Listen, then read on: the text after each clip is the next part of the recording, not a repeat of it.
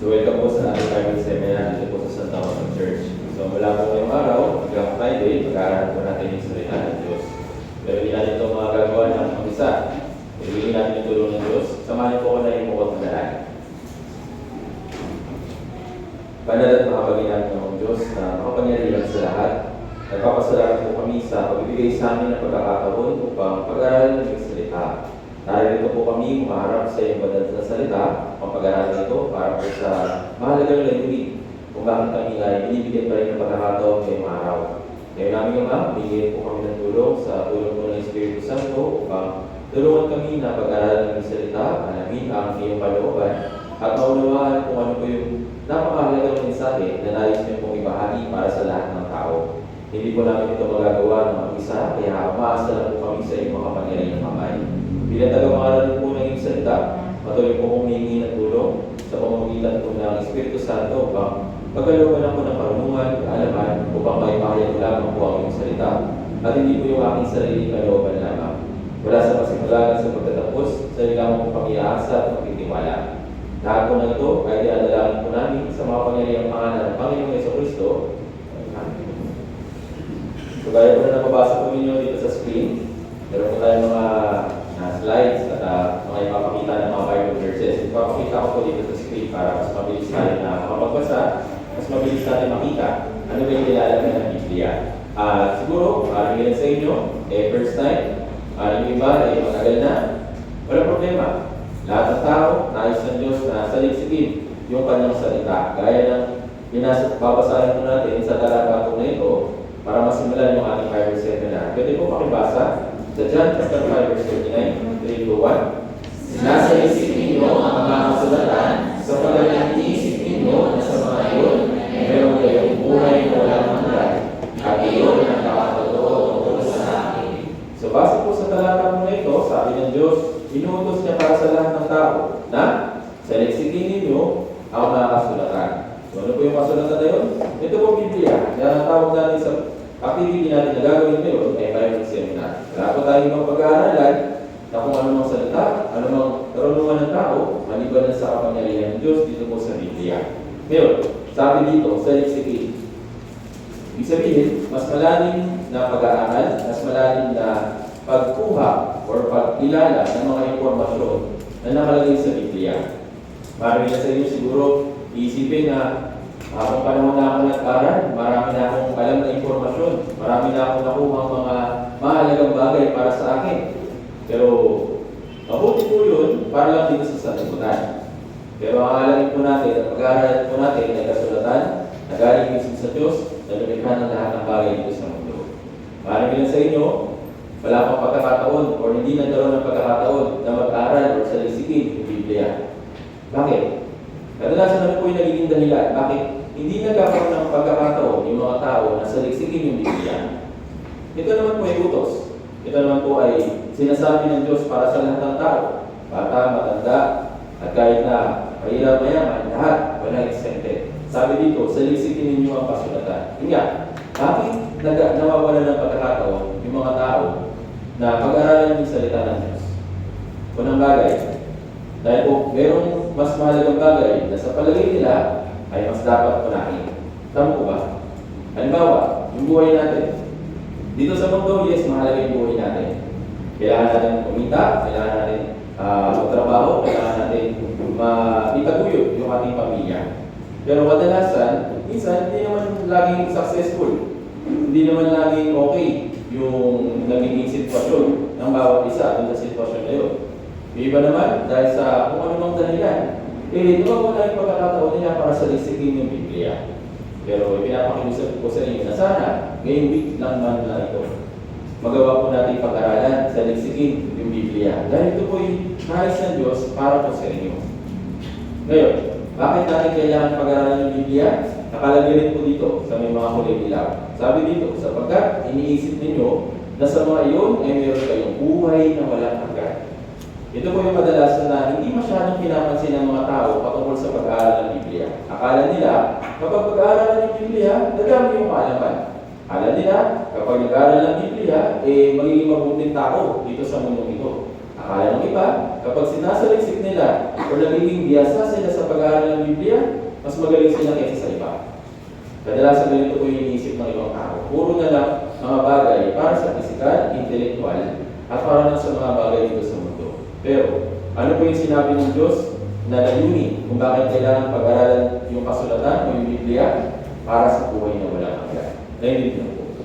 Maraming mga tao na dinidisregard itong bagay na ito. Bakit? Kasi iniisip nila hindi mahalaga. Pero, papatunayan ko sa inyo na itong bagay po na ito po yung plano ng Diyos para sa iyo hanggang ngayon. Para sa buhay na walang hanggan, hanggang ngayon, iniingatan ka ng Diyos.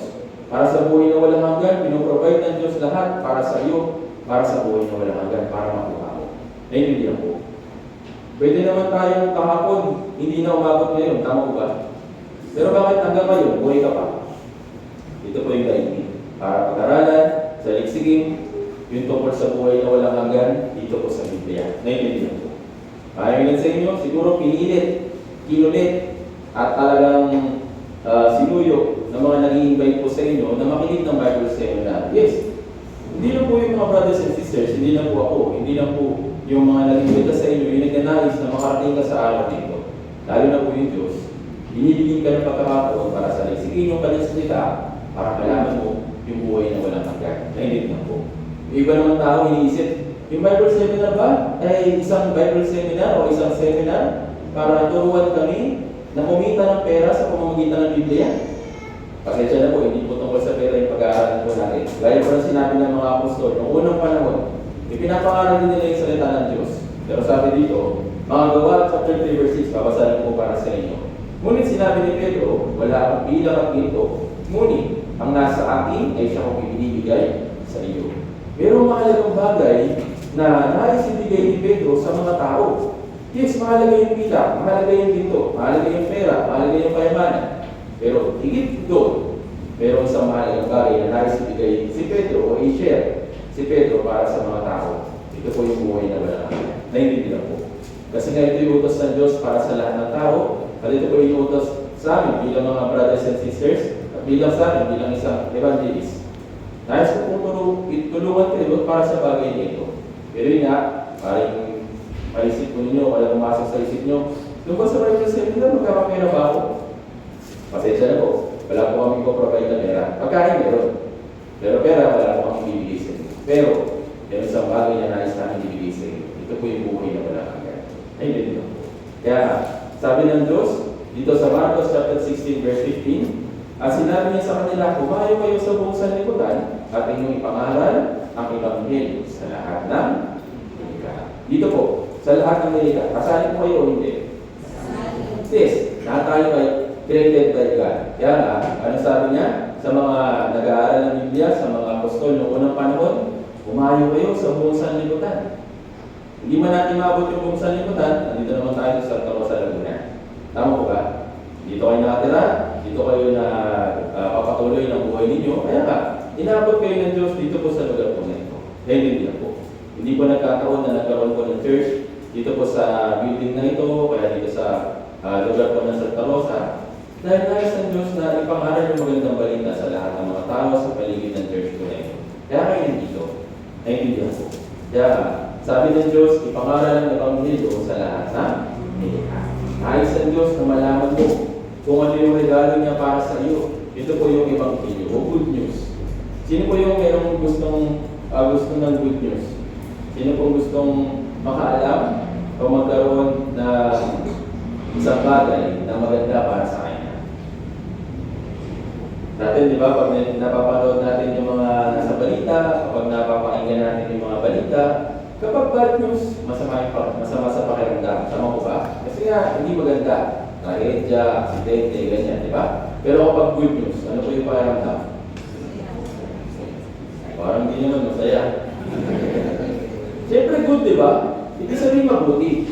Kapag nakakapakinig, nakakapag-aral tayo, na meron tayong kaalaman tungkol sa mga bagay na mabuti, yung puso natin, ang tendency masaya. Tama po ba? Kaya nga, sabi ng Diyos, nais lang ipangaral sa lahat ng nilikha yung Ebanghelyo o yung good news. Naiintindihan ko.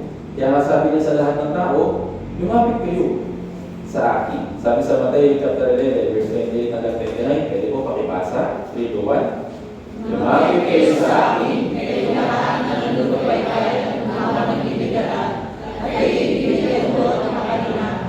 Sabihin ko ang aking pangako at matututo kayo sa akin, sapagkat ako'y maamo at may magpapangmga puso, at makakatagpo kayo ng kapalimangan para sa inyong mga kaluluwa. Sabi dito, lumapit kayo sa akin. Sino po yung nagsabi nito?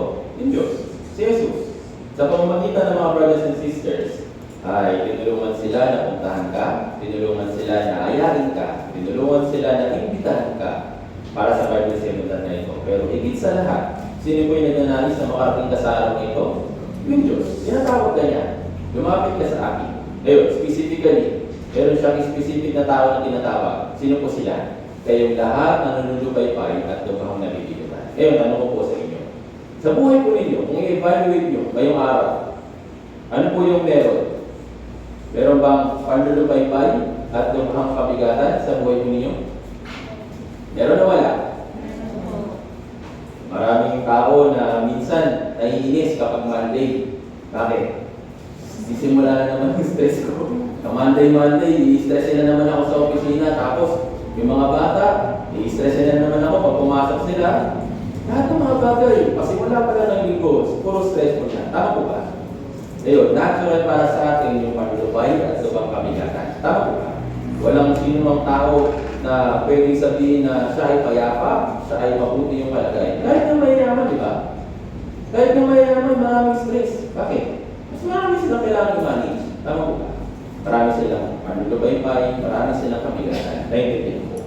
Ngayon, ano mong sabi ng Diyos? Para sa mga tao na nalulupay-pay at lubhang nabibigatan. Pinamalapit sila para saan? Bibigyan ng kapahingahan. Ngayon, para saan yung kapahingahan at saan magagaling yung kapahingahan at para saan yung kapahingahan? Yung iba iniisip, yung kapahingahan nila ay isang tao. Kapag namimit nila isang tao, ay, o yung pahinga ko. Tapos yung ibang tao naman, iniisip na kapag nakatanggap sila ng konting pera, gumagaan yung pakiramdam nila. Tama po ba? Nagkakaroon ng kapahingahan. Tama po ba? Yung ibang tao naman, gusto yung kapahingahan. Minsan, out of play, out of town, minsan out of the country. Relax muna, ganyan. Kaya nakuha nila yung maaaring kapahingahan, pero hindi po kapahingahan para sa katawan. Yung nais ibigay ng Diyos para sa iyo. Gaya po na nakalagay sa kulay dilaw, kapahingahan para saan? Kapahingahan para sa iyong mga kaluluwa. Naintindihan po. Kaya nais ng Diyos, na palapitin ka sa Kanya, ikaw na nalulupay-pay at lubhang nabibigatan, bibigyan ka niya ng kapahingahan para sa iyong kaluluwa. Naintindihan po. Kaya ito po yung purpose kung bakit tayo nandito, mag-aaral ng Biblia para sa kapahingahan ng iyong kaluluwa. Ibig sabihin, para sa buhay na walang hanggan. Naintindihan po. Kaya, sa bagay po yung ipapakiusap ko sa inyo. Naganda po yung mga brothers and sisters, naganda rin po ako, pero kailangan nyo rin po maghanda. Ano po yung kailangan nyo ihanda? Sabi dito, Isaiah chapter 55, verse 3. Pwede po pakibasa. 3 to 1. Ngayon kailangan inyong iligid at umalito kayo sa akin. Kayo'y makinig upang inyong kaluluwa ay mabuhay. Okay. Nakapaganda na kami sa part namin. Ano po yung dapat po inyong ihanda? Yung inyong? Kaya nga, hindi lang po yun. Pati rin po yung isip, pati rin po yung iba. Naintindihan po. Bakit? Para saan ba? Umalito kayo sa akin, kayo makinig upang yung kaluluwa ay mabuhay. Meron po isang pakinabang. Kung makikinig tayo ng mabuti, ang pangako ng Diyos, yung kaluluwa mo ay magkakaroon ng buhay. Naintindihan po. Kaya pakiusap ko sa inyo, makinig po kayo ng mabuti. Maraming siguro pag ito kayo, maraming sa oras siguro na ito na kakabunan na kayo, tapos huwaging asikaso, tapos maya-maya magpapahinga na. Pero please lang ng konti, sisikapin ko po na matapos tayo on time para malaman natin ano ba yung mahalagang bagay na nais ibigay ng Diyos para sa buhay niya walang hanggan. Okay, sabi nga dito, ang inyong tainga ay inyong ikilig. So, para ma-check ko po kung talagang tayo ay makikinig, bibigyan ko po kayo ng isang test. Wala pong problema, wala pong ano dito, wala pong babagsak. Alam ko po, makagawa po ninyo itong sagutin lahat. Panoorin po natin ito. Awareness test. Tawag po dito ay awareness test. Okay? Meron pong instruction na babanggitin, makinig po kayo ng mabuti. How many passes does the team in white make? Okay, ano sabi dyan? Ilan daw yung gagawing pasa ng team white? Okay, team white na ha? Kung ninyo pansinin niyo yung mga kulay, team white tag, bibilangin, ilan yung pasa na gagawin ng team white. Okay? Naintindihan ko yung instruction? Okay, ready na?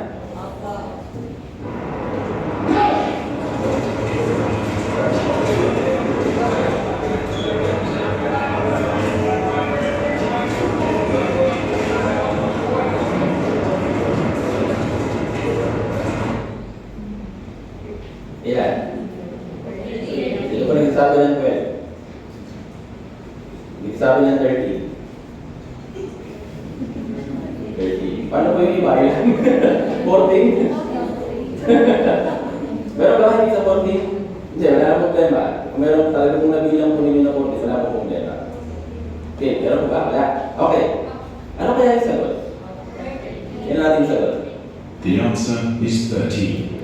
Galing nga, nakikinig mabuti attentive ba? Okay, isa pa. But did you see the moon walking there? Meron ba kayo nakita na isang bear na nag-moonwalk?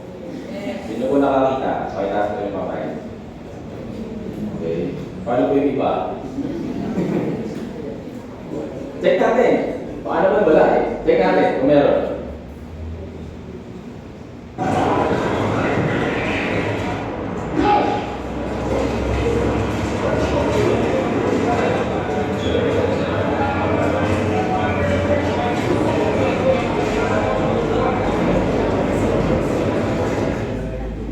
Meron po ba? Meron na wala? Okay, sabi dito, it's easy to be something you're not looking for. Kaya nga, nakafocus tayo din sa isang bagay na bilangin yung pasa ng timay. Tama po ba? Pero ibang detalye, hindi na natin pinapansin. Tama po ba? Sa panahon po natin ngayon, ganito rin po yung nangyari sa mga tao. Nakakalungkot mong isipin na sa palagay nila, ito yung isang bagay na kailangan natin nila pagtuunan ng pansin. Pero yung mahalagang bagay, sinasantabi nila. Lalo na pagdating sa buhay na walang hanggan. Dahil lang po. Pero, gaya po nasabi ko po kanina, ngayong week, alamin natin ito pong bagay nito para po sa inyong espiritu. Para po sa buhay na walang hanggan at katiyakan sa pagpasok sa harian ng Diyos. Kaya makinig po kayo ng mabuti. Naiintindihan po. Maraming ibang tao inisip, bakit po pa kailangan pag-aralan ng Biblia? Eh, may pananampalataya naman ako. Believer naman ako. Naniniwala naman ako sa Diyos. Nagsisimba naman ako kapag gusto ko. Ba't ko ba kailangan pag-aralan ng Biblia? Meron na akong tamang pananampalataya. Maraming ibang tao, ganito po yung iniisip. Pero, hindi po mahalaga kung ano po yung denominasyon, hindi po mahalaga kung ano po yung sinasamahan po ninyo, o kung ano yung pinagistan po ninyo. Ang punto natin dito, pag-aralan mo yung Biblia para sa buhay na walang hanggan. At dapat, magkaroon ka ng tamang pananampalataya. Sa Biblia, marami pong maling pananampalataya. Iyon po ay nakalimbawa. Basahin po natin dito po sa Santiago, chapter 2, verse 19. Basahin natin sabay-sabay, 3-1. Sumasampalataya ka, Diyos ay isa. Mabuti ang iyong ginagawa. Ang mga limunan ay sumasampalataya at nanginginig ka. ngayon, kung yung pananampalataya ay isang bagay lang, sabi dito, paano naman yung mga demonyo na may pananampalataya? Kapag sila namatay, kapag sila pinuksanan yun, saan sila mapupunta? Saan po? Yung mga demonyo, yung mga diablo, totoo po sila. Satanas, totoo po yun. Ngayon, kahit sila na may pananampalataya, saan sila dadalhin ng Diyos? Saan po? Sa impyerno. Wala pong ibang lugar. Ngayon, sabi dito, ang mga demonyo man ay sumasampalataya at nanginginig pa. Sila mayroong pananampalataya. Kilala nila yung Diyos, kilala nila kung sino si Jesus, alam nila yung langit, alam nila na mayroong mga anghel. Naniniwala sila doon. At ano po yung gesture nila? Kapag nakikita nila yung mga bagay na yun, nanginginig pa. Grabe po yung kanilang pananampalataya. Tama po ba? Pero, ito po mga demonyo na ito na may pananampalataya. Dahil po lang alam natin, hindi po sila pwede sa langit. Tama po ba? Ngayon ito tanong. Yung pananampalataya ba na meron ka, na pinaniniwalaan mo ngayon, nakakatiya ka ba? Na yun yung magdadala sa iyo sa langit. Kasi may pananampalataya na magdadala sa impyerno. Tama po ba? Ngayon, anong klaseng pananampalataya meron ka? Kaya kailangan i-check. Naintindihan po. Hindi pwedeng kilala mo lang yung Diyos, alam mo lang kung ano yung mga kwento sa Biblia, alam mo lang kung ano yung mga nakalagay na mabubuting asal na tinuturo sa Biblia. Yes, yung demonyo, alam din na yun. Pero hindi siya pwedeng pumasok sa langit. Kaya ang tamang pananampalataya ay napakahalaga sa pagpasok sa kaharian ng Diyos. Isa lang pong pananampalataya yung tatanggapin ng Diyos, yung pananampalataya na nagagaling sa Biblia. Naiintindihan po. Ngayon, bakit mahalaga yung tamang pananampalataya?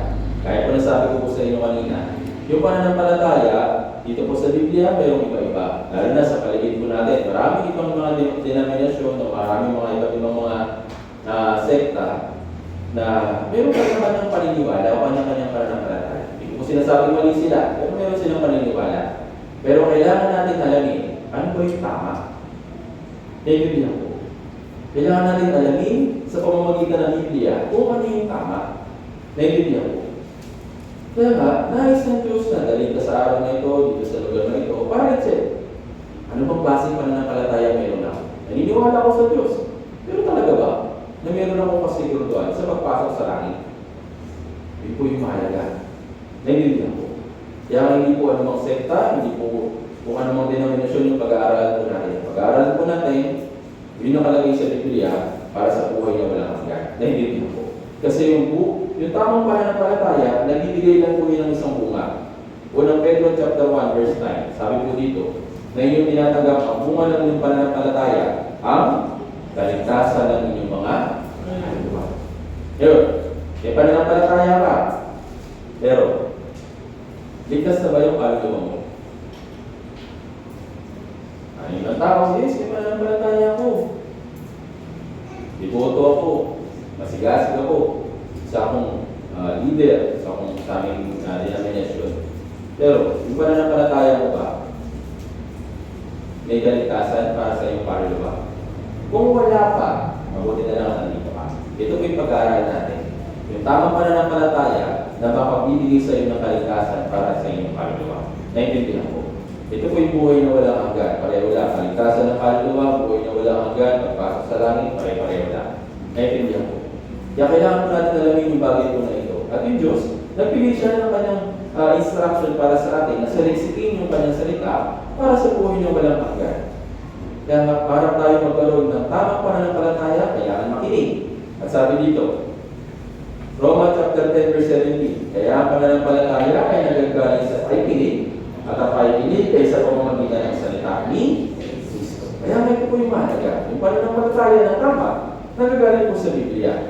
Ngayon, para natin malalaman kung ito ba ay salita ng Diyos, dapat nakalagay dito sa Biblia. Dapat salita ni Kristo. Kung yung salita ay hindi galing sa Diyos, huwag natin paniwalaan. Naintindihan? Kaya sabi dito sa Hebrews chapter 4 verse 12, sapagkat ang salita ng Diyos ay buhay, mabisa. Sa English, the word of God is living and powerful. Kaya yun po yung ating pag-aaralan. Naintindihan po. Hindi lang siya buhay, hindi lang siya mabisa. Yung salita ng Diyos, hindi po yung katotohanan. Naintindihan po. Kaya nga, meron tayong mga Bible verse na babasahin. Lahat po naman yun magagaling po sa Biblia. Pwede po ninyo i-check sa bahay po ninyo kung meron po kayong Bible. Kasi nga, yung pagpasok sa langit ay dapat sigurado. Hindi pwede sana makapasok sa langit. Hindi pwede wish ko, pag namatay ako, sana sa langit ako. Hindi po pwede gano'n. Tama po ba? Bakit? Nabawa namatay ka. Nasa lupa ka, sabi mo, wish mo, sana, kaya nagsisikap ka, nagawa ng anumang bagay na mabuti, na sa tingin mo ay may makapagbibigay sa iyo ng advantage o kaya katiya ka sa pagpasok sa bahay ng Diyos. Hindi namatay ka. Tapos pagkarap mo dun sa Diyos, ano sasabihin sa iyo ng Diyos na saan ka pupunta? Gusto ko po sa langit eh. Nasaan yung ticket mo, papuntang langit? Nasaan yung katibayan na ikaw ay papasok sa langit? Paano pag wala tayong maibigay? Paano po? Pwede natin sabihin sa Diyos, pwede po, bigyan niyo muna ako ng panibagong chance kung sa lupa, tapos hahanapin ko yung ticket. Hindi po pwede. Naiintindihan po. Kaya nga, sa buhay ng isang tao, kailangan niya pag-aralan yung Biblia para sa buhay niya walang hanggan, para magkaroon ng tamang pananampalataya na makapagdadala sa kanya sa langit. Naiintindihan po. Maraming mga tao na nag-aaral ng Biblia, pero hindi nakakarating sa pagkakilala ng katotohanan. Hindi pa rin nila alam yung buhay niya walang hanggan. Hindi pa rin sila sigurado sa pagpasok sila sa langit. Sabi nga dito sa Ikalawang Timoteo, chapter 3, verse 7, na lagi nag-aaral at kailanman hindi nakarating sa pagkakilala ng katotohanan.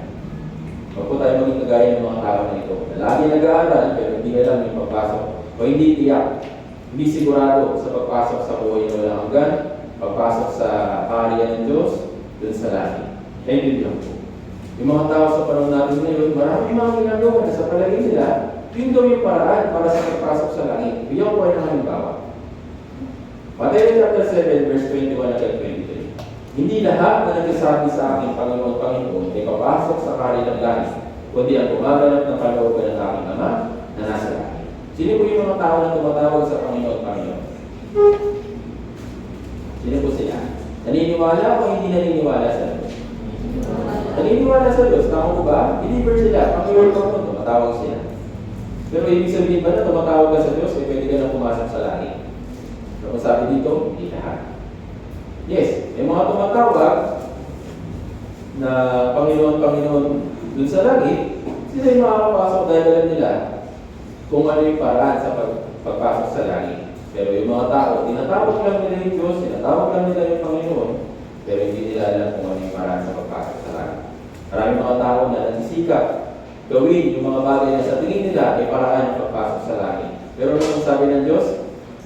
Makakapasok ka doon kung gaganapin mo ang kalooban ng aking Ama na nasa langit. Yung iba mga tao, nagkaroon ng maling pagkaunawa, na ang kalooban doon ng Diyos ay pangaral, mapapalayas ng demonyo, paggawa ng mga dakilang gawa, pagpapakapait, ganyan. Kaya nga, yun yung ginawa nila. Sa verse 22, sa araw na iyon ay marami ang magsasabi sa akin, Panginoon, hindi ba nagpapisiya kami sa iyong pangalan? Ito yung unang tao. Anong ginagawa niya? Nangangalan siya, nagpapropesiya siya sa pangalan ng Panginoon. Siya, sabihin. Ngayon, yung pangalawang tao, at nagpapalayas ng mga demonyo sa iyong pangalan. Yung sabi, ito po yun. Sino po talaga mga tao na sinasabihan? At meron din mga tao na may kakayahan na magpalayas sa mga demonyo o yung mga sumasabi sa mga tao. Ngayon, sabi dito, yung pangatlo, at sa inyong pangalan ay gumawa kami ng maraming mga gawang makapangyarihan. Halimbawa, yung gumagawa ng himala, nagpapagaling ng mga may sakit, ganyan. Yung mga bagay ko rin maganda, tama ko ba? Yung pangalan ng ibang magandang balita, yung salita ng Diyos, pinangangaral sa pamamagitan ng words of God, mabuti ang masama. Napakaganda po nun. Naintindihan ko. Ngayon, yung pagpapalaya sa demonyo, mabuti ang masama. Napakabuti mo nun. Diba? Kapag yung isang tao na meron siya, sinasabihan siya, nagawa, tapos meron na kapagpalaya siya ng demonyo, napakalaking ginawa yung nararamdaman ng tao na yun. Tama ko ba? Ngayon, yung gumagawa ng maraming mga makapangyarihan, yung mga himala, ganyan, kaya niyang gawin, papagaling siya. Talagang, kapag natulungan niya yung ibang mga tao, talagang super ipapasalamat nila. Tama ko ba? Yung kung mga bagay na yun, mabuti o masama, nakakabuti. Ngayon, sa palagay ko ninyo, kapag itong mga tao na ito namatay, saan sila pupunta? Lagi ito ang impyerno. Sa palagay nyo lang po, lagi ito ang impyerno. Grabe naman kayo, gaganda naman ang ginawa nila, impyerno pa rin. Yes, parang isipin natin, ano nga ba? Saan nga ba? Alamin natin mismo yung Diyos kasi kaharian naman niya yun. Ano kaya yung sasagot? Ano kaya yung isinagot sa kanila ng Diyos? Basahin natin, verse 23, 3, 2, 1. At kung magkakayo, ay kaharian sa sasya, hindi ko kayo kailangan, lumayo kayo sa akin, kayo mga gumagawa ng kasama. Sabi dito, Diyos, nangangaral ako sa pamamagitan ng salita mo, nangangaral ako sa pamamagitan ng pangalan mo. Nagpapalaya ako sa mga demonyo sa pangalan mo. Gumagawa ako ng maraming mga gawang makapangyarihan sa pangalan mo. Sa madaling salita na naniniwala siya sa Diyos. Tama ko ba? Ngayon, kung namatay siya, ano kung sabi ng Diyos? Uyo. Sino ka? Diyos, kailangan kita. Pero sino ka? Ano sabi dito? Hindi kita kilala, hindi ko kayo kilala kailanman, lumayo kayo sa akin, kayo mga gumagawa ng kasama. Bakit? Yung mga bagay na ginagawa nila, sa pamantayan ng tao mabuti. Tama ko ba? Pero sa pamantayan po ng Diyos, hindi po yun yung paraan sa pagpasok sa langit. Naintindihan mo? Bakit? Ano pong sabi ng Diyos? Anong kailangan gawin? Kundi ang ganapin at panlooban ng aking Ama na nasa langit. Kaya nga, maganda po yung mga ginagawa nila. Pero kung hindi naman yun yung paraan para sa pagpasok sa langit, yung mga tao, doon na lang nakapokus eh. Akala nila sa pagkakabarin, akala nila sa pagsisimba, akala nila sa kung ano mga gawang mga pangyayari. Kaya daw sila nakakapasok sa langit. Naintindihan po. Pero, ano sabi dito? Kung di na gumaganap ng kalooban ng aking Ama na nasa langit. Kaya ito yung tanong. Ano ba yung kalooban ng aking Ama na nasa langit na kailangan natin ganapin para makapasok o makatiyak sa pagpasok sa kaharian ng langit? Nakalagay rin po sa Biblia.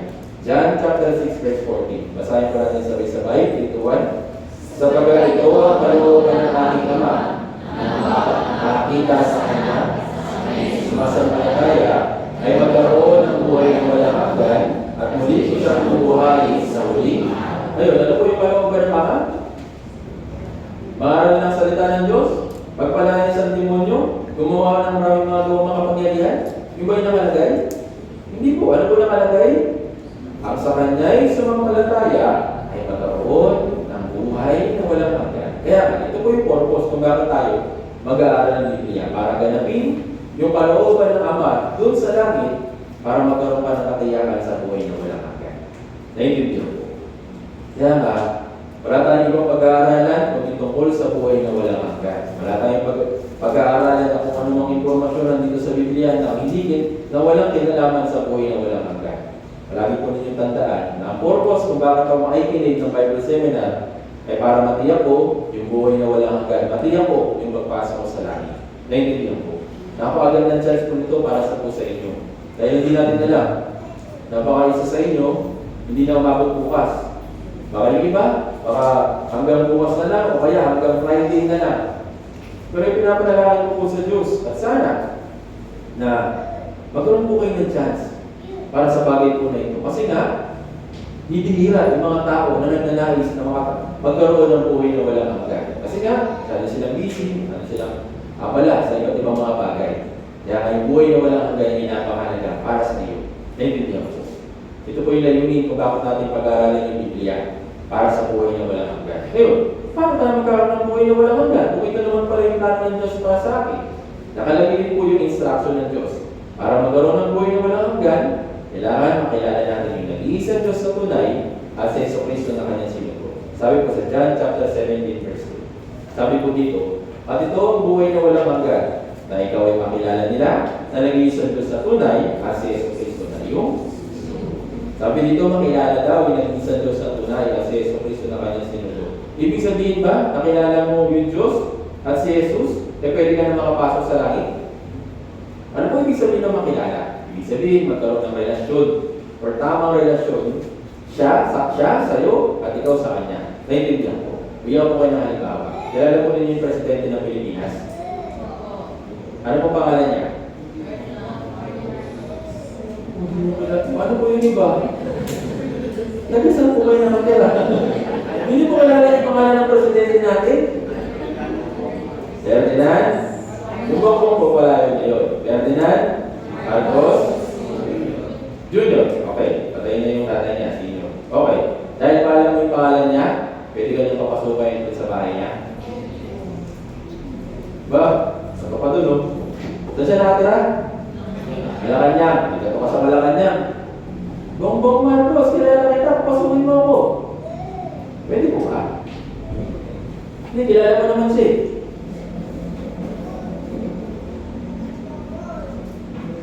Kahit kilala mo siya, pero kung hindi ka niya kilala, wala siya relasyon sa'yo, hindi ka niya papapasukin basta-basta. Tama po ba? Same din sa Biblia. Same din sa pagpasok sa langit. Hindi ibig sabihin na kilala ng mga tao yung pangalan ng Diyos, kilala nila kung sino si Jesucristo, ay pwede na pumasok sa langit. Naintindihan po.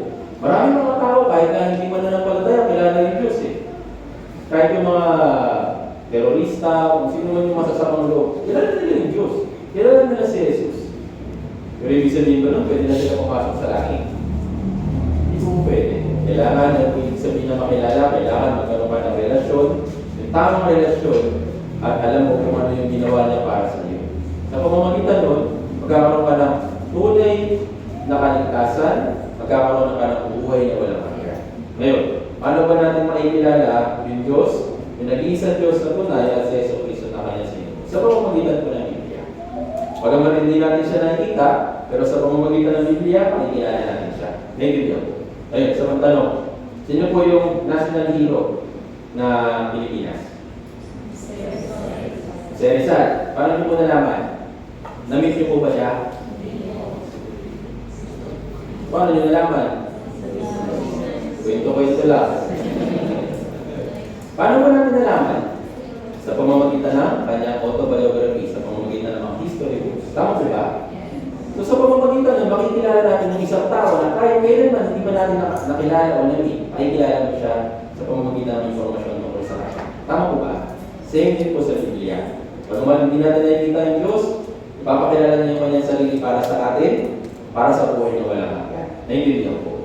Kaya ito po yung layunin ng ating Bible Seminar. Kaya para makilala natin ang lubos o ng higit yung Diyos, meron tayong mga topics na pag-aaralan para sa araw po na ito. So, simula ngayon, Monday hanggang Friday, iba't iba po yung topic na pag-aaralan po natin para mas higit natin makilala yung pinag-iisan Diyos sa tunay at sa Yesu Cristo na kanyang sinugo. Okay? Ngayon, nangyayari dito, yung tungkol sa Diyos. Tanong po dito, totoo bang may Diyos? At sino ba yung tunay na Diyos? Marami kasi mga tao na naniniwala sa ibang Diyos eh. Pero sino ba yung tunay? Sino ba yung talagang totoo? Naintindihan po. Marami mga tao na dinidisregard ito kung bagay na ito. Tawag po sa kanila mga atheist. Tama ba? Actually, hindi naman sa hindi nila alam na may Diyos. Dinidisregard lang ang bugi nila. At sinasabi nila sa kanilang sarili, hindi sila naniniwala sa Diyos. Alam nila na mayroong Diyos, pero dinidisregard nila sa kanilang bugi. Naintindihan. Pero yun nga, maraming mga tao na hindi naniniwala sa Diyos kahit alam naman nila mayroong Diyos, pero tinatanggihan nila kanilang buti. Bakit? Yung Diyos, nakikita o hindi? Yung mga tao, ngayon sa panahon po natin ngayon, basta dapat makita nila yung ebidensya, makita nila na mayroong proof, saka pa lang sila maniniwala. Tama po ba? Kahit tayo hindi naman eh. Hindi tayo basta-basta dapat maniwala sa mga bagay na hindi naman natin o wala namang ebidensya. Tama po ba? Kasi kapag pinaniwalaan mo yung mga bagay na wala namang ebidensya, anong tawag sa'yo? Totoo. Tama ba? Naniniwala ka sa mga bagay na wala namang ebidensya, wala namang patunay. Tama ba? Pero hindi po tayo lalokohin, hindi po tayo i-scamin ng Diyos dito po sa Biblia. Kahit na hindi natin siya nakikita, kaya hindi makilala yan yung kanyang sarili sa akin. Okay, unahin natin yung isa sa mga katangian po ng Diyos. Kahit na hindi natin siya nakikita, pero siya ay Espiritu. Sabi dito, John chapter 4 verse 24, ang Diyos ay Espiritu. At yung katangian po ng Espiritu, sabi sa Lucas chapter 24 verse 39, ang Espiritu ay walang laman at mga buto. Kaya nga kahit na yung Diyos hindi natin nakikita, kasi nga siya ay Espiritu, wala siyang laman, walang mga buto. Kahit na hindi natin siya nakikita, nag-i-exist siya. Naintindihan po. Bigyan ko ng halimbawa. Dito po sa mundo, meron 22% sa mga bagay na nakikita na. 22 lang. Ano po yun? Tao, tubig, hayop, puno, isda, kusari. Yung mga nakikita natin. 22% lang. Napakaliit lang ng percentage. Ngayon, 78% naman na nandito sa mundong ito po yung mga bagay na hindi natin nakikita. Naintindihan po. Ngayon, halimbawa, yung hangin, nakikita niyo po ba? Diba? Para natin nakikita o para natin masasabi na mayroong hangin? Nakahinga ka. Tama ba? Tapos yung leaves, gumagalaw,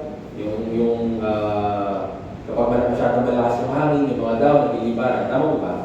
Kaya sa pamamagitan ng mga ebidensya na yun, mapapatunayan talaga natin na mayroong hangin. Tama ba? Ayun, yung tulog. Nakikita po ba natin?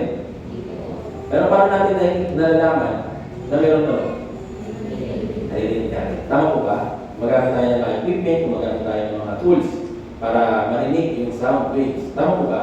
Ayun, yung konsensya, nakikita niyo po ba? Yung mga tao sinasabi, wala kang konsensya. Bakit nila sinasabi walang konsensya? Kasi nga hindi pa nila nakita. Tama po ba? Pero sa pamamagitan ng actions nila, sa pamamagitan ng thinking nila, lumalabas yung ating konsensya. Tama po ba? Ayun, yung Diyos.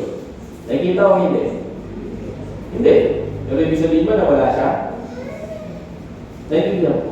Yes, kahit na hindi natin nakikita yung Diyos, siya ay buhay at makapangyarihan. Naintindihan po.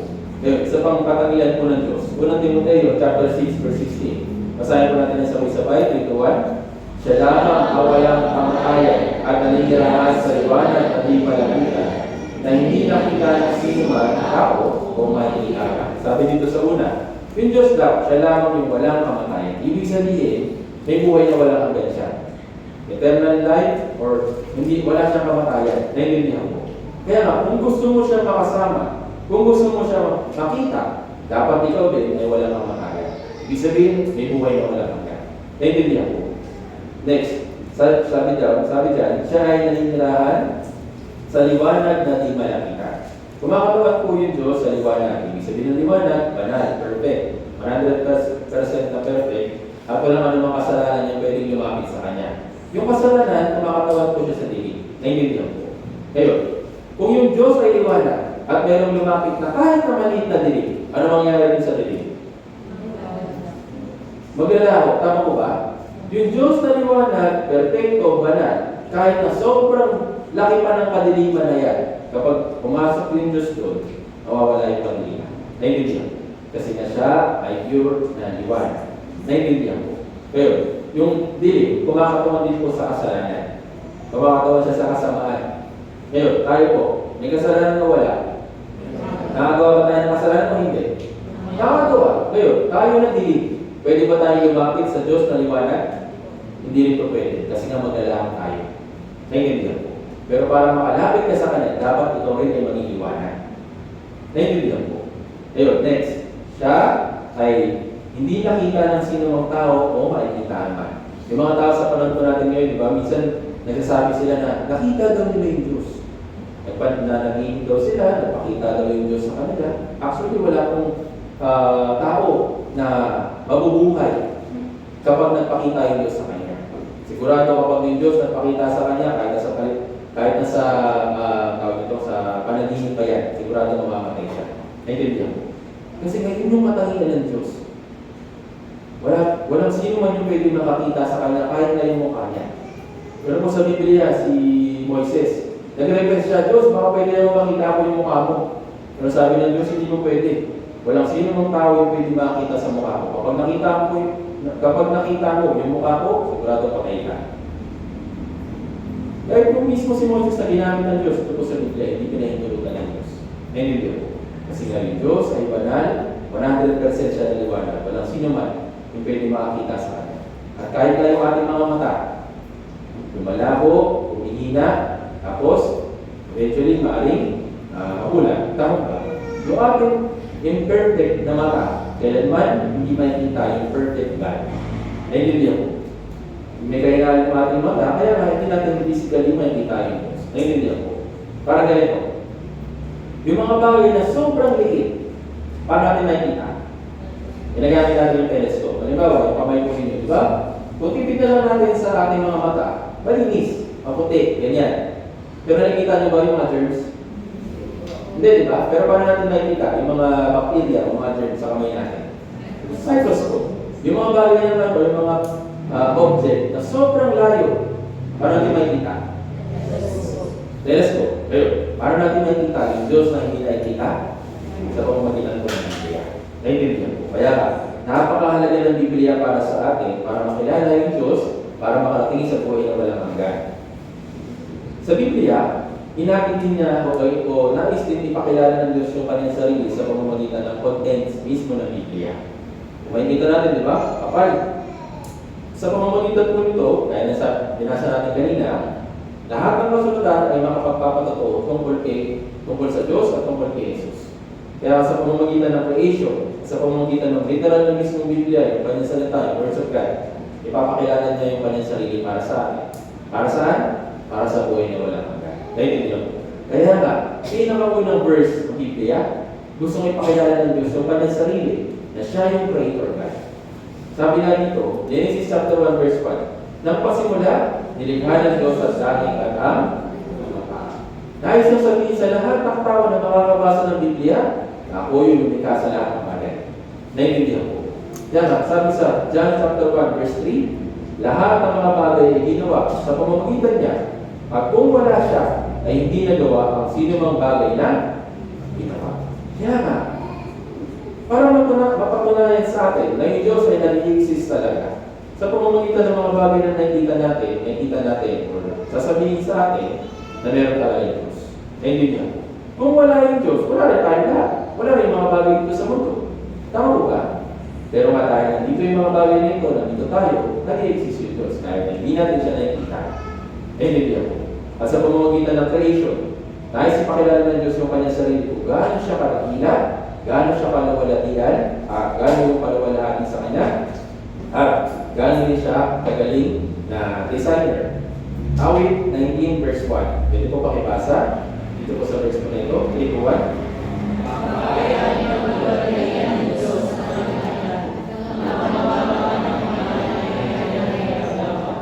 Sabi dito, yung kalangitan at kalawakan ay nagpapahayag sa kalawalatian ng Diyos. Kaya nga, gagamitin natin ito pag-aaral natin yung ilang bahagi sa kalangitan at kalawakan para sabihin sa atin na meron talaga ng Diyos. Konting science muna tayo. Alam po ninyo, yung tungkol sa solar system natin, pangilan tayo sa solar system? Pangilan po? Pangilan? Yung araw, hindi po yan kasali. Siyempre, pangilan? Pangatlo. Okay. Napag-isipan niyo po ba? Bakit pangatlo? Hindi ba pwedeng pangatuna? O kaya pangalawa? O kaya sabihin natin panglima? O kaya nasa dulo? Bakit kaya pangatlo? Sino kaya nagtakda ng sukat na yun? Tingnan natin. Ayon po sa mga scientists, yung distansya ng araw sa ating planeta ay eksaktong-eksakto lang para mabuhay tayo. Yung sukat po na yun ay 150 million kilometers. Estimately, para 149 point something kung ilalambot natin, 100 million kilometers yung distansya ng araw sa ating Earth. Ngayon, sino po naglagay ng distansya na yun para mabuhay tayo? Yung Diyos. Naiintindihan po. Pero hindi. Yung ating mundo, hindi lang siya malayo o hindi lang siya pangatlo. Yung mundo din natin umiikot, nag-revolutionize at nag-rotate sa solar system dahil nga kailangan natin ito para sa atin bilang mga tao. At yung bilis ng revolution ng solar system, Earth sa solar system ay 108,700 km per hour. Yung revolution, ibig sabihin, kapag yung araw, yung Earth, mula January 1, ikot yan. Hanggang sa January 1, next year, ibig sabihin yun na po yung isang ikot o isang revolution na Earth para sa araw. Kaya nagpapalit-palit tayo ng year. Tama po ba? Ngayon, yung Earth na umiikot sa araw, umiikot pa siya, nag-rotate siya, yung bilis niya, 1,660 km per hour. Imagine po ninyo kung gaano yung kabilis. Nakasakay na po isa sa sasakyan na tumatakbo ng 60 km per hour. Ano po pakiramdam? Makasabunutan mo na yung driver. Kuya, dahan-dahan lang. Tama ba? Minsan natatakot na tayo sa sobrang bilis. 60 pa lang yun. Ba't pa kaya yung 1,660 km per hour? Sobrang bilis. Pero totoo, bakit tayo nahihilo?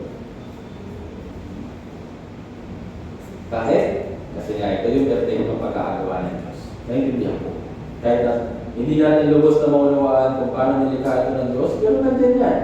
Tinakda niya yan kasi nga, siya yung lumikha na lahat ng bagay dito sa mundo. Naintindihan ko. Nakalagay po sa Biblia, sa Job chapter 38 verse 5. Sabi dito, sino nagpasya ng mga sukat niyo? Tiyak na alam mo. Sino nagpunat ng manupat sa ibabaw nito? Sino daw nagtakla ng sukat na yon?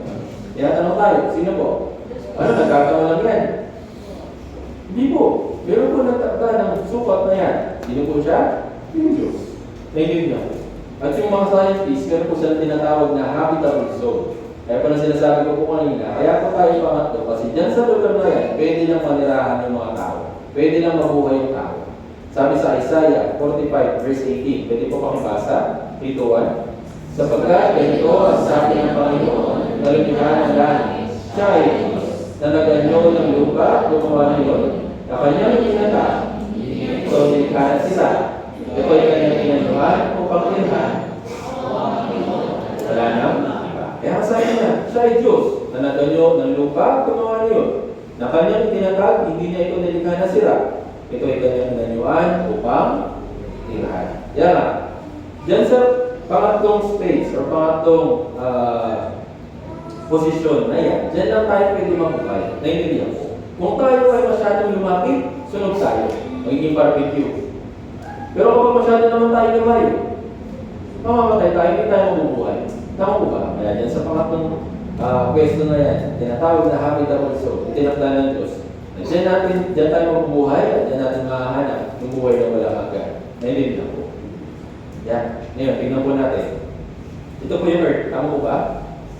Pero alam niyo po ba, years ago, mula noong 1968 pababa, yung earth, hindi natin alam na ganito yung itsura.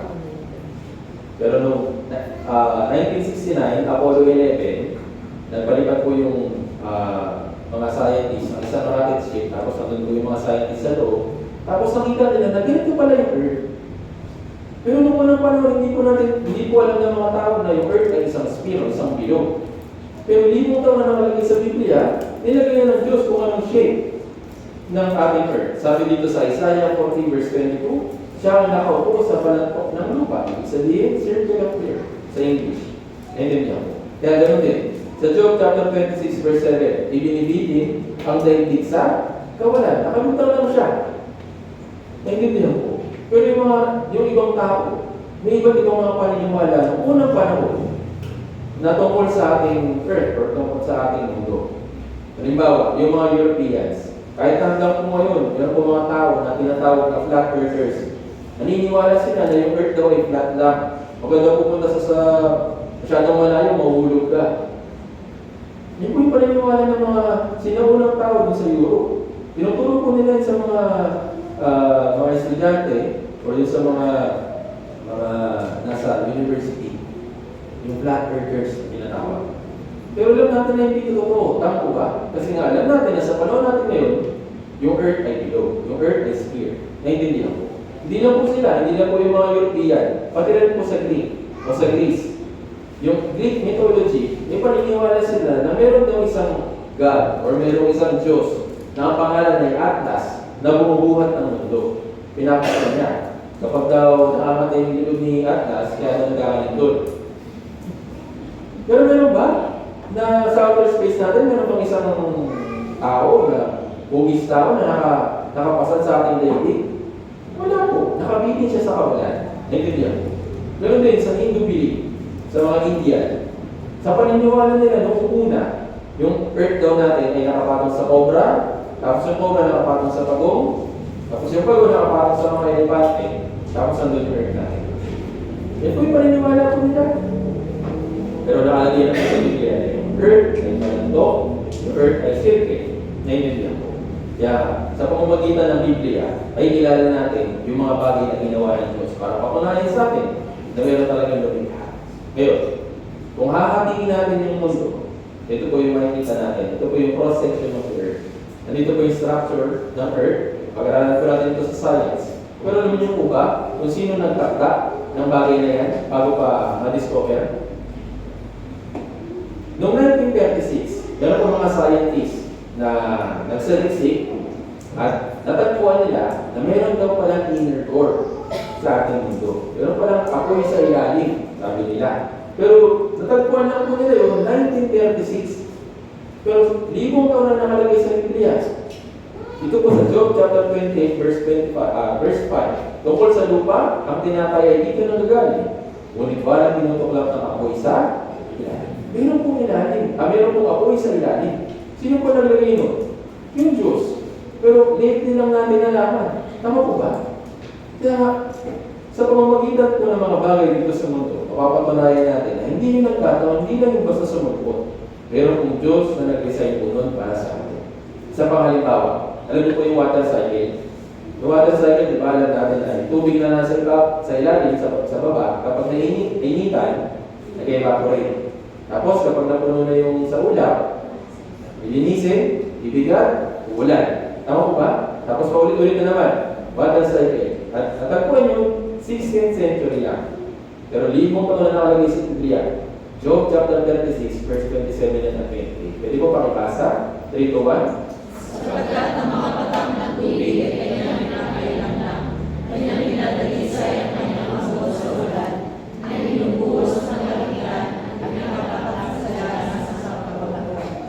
kabila dito, sapagkat ang patak ng tubig ay kanyang pinapakailangan. Ibig sabihin, evaporation. Next step, dinadalisay ang kanyang ambon sa ulan, condensation. Nililinis. Tama ba? Ngayon, kapag mabigat na, ipinapatak ng sagana sa katawan. Ang tawag ko dahil, precipitate or ulan. Rain. Naiintindihan ko. Sino po nag-design nun? Yung Diyos. Pero hindi lang nalaman ng mga scientists. Naiintindihan ko. Sa mga magandang halimbawa, mismo yung mga bagay, yung mga living things, yung hayop, yung mga bagay na nakikita natin sa paligid natin, makapagpapatunay na meron talaga ng Diyos. Job chapter 12, verse 7 hanggang 9, pwede po pakipasa. 3 to 1.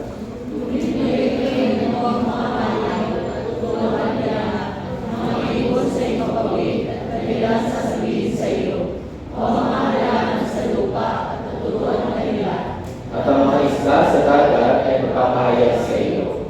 Sino hindi nakakaalam sa lahat ng ito na kamay ng Panginoon ang gumawa nito? Sabi dito, ngunit ngayon tanungin mo ang mga hayop. Hindi po ito literal ha.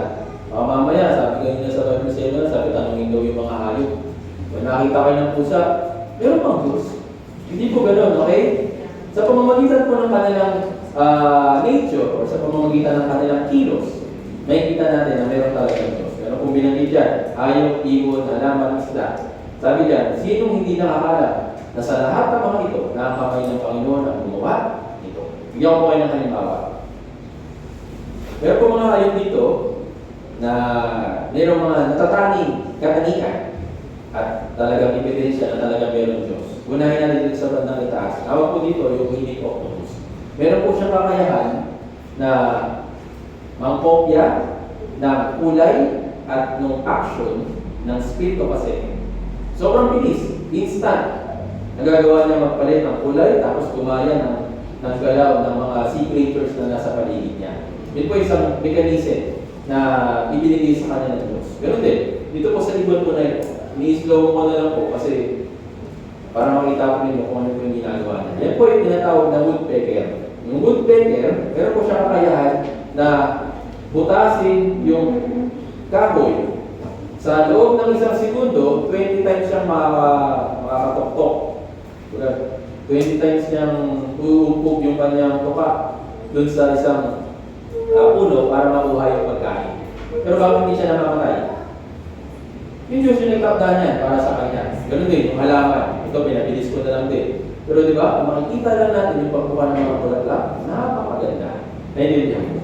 Ngayon, pamilyar, ano po naisip niyo kapag nakikita po ninyong hayop na to? Pag-chicken, pagkain agad. Gutom na po kayo. Ano po naisip niyo dyan sa hayop na yan? Yan po yung manok, chicken. Paano niyo po makikilala yung Diyos sa pamamagitan ng hayop na ito? So yung chicken, hindi lang bukod po sa masarap, bukod sa paborito ng mga tao na isang dish. Meron po siyang katangian na itinakda ng Diyos para sa kanya na talagang mapapatunayan natin na hindi nagkataon sa kanya. Panoorin po natin ito.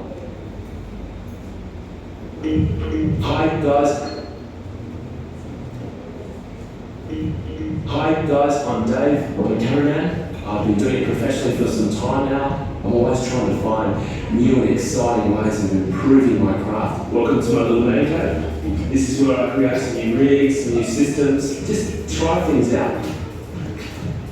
If it's also on stable shot. The holy grail is to get that steady shot, that really stable picture. Then I came across this amazing clip on the internet. I'll show you watch his hands stay totally stationary as I move his body. I tried it on my own chicken lizard. I was surprised that it actually did work. I came up with a number of different prototypes.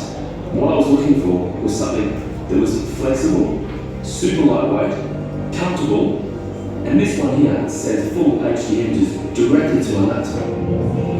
It's the Gallus Cam. Let me give you a quick demonstration. The effect is amazing.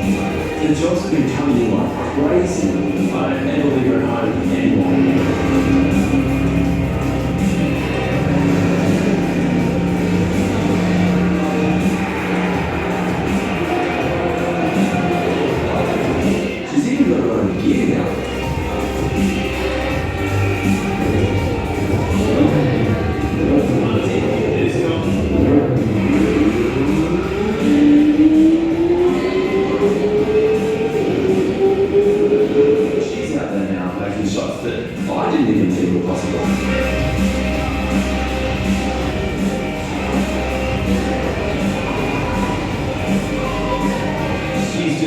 best thing that's ever happened to me.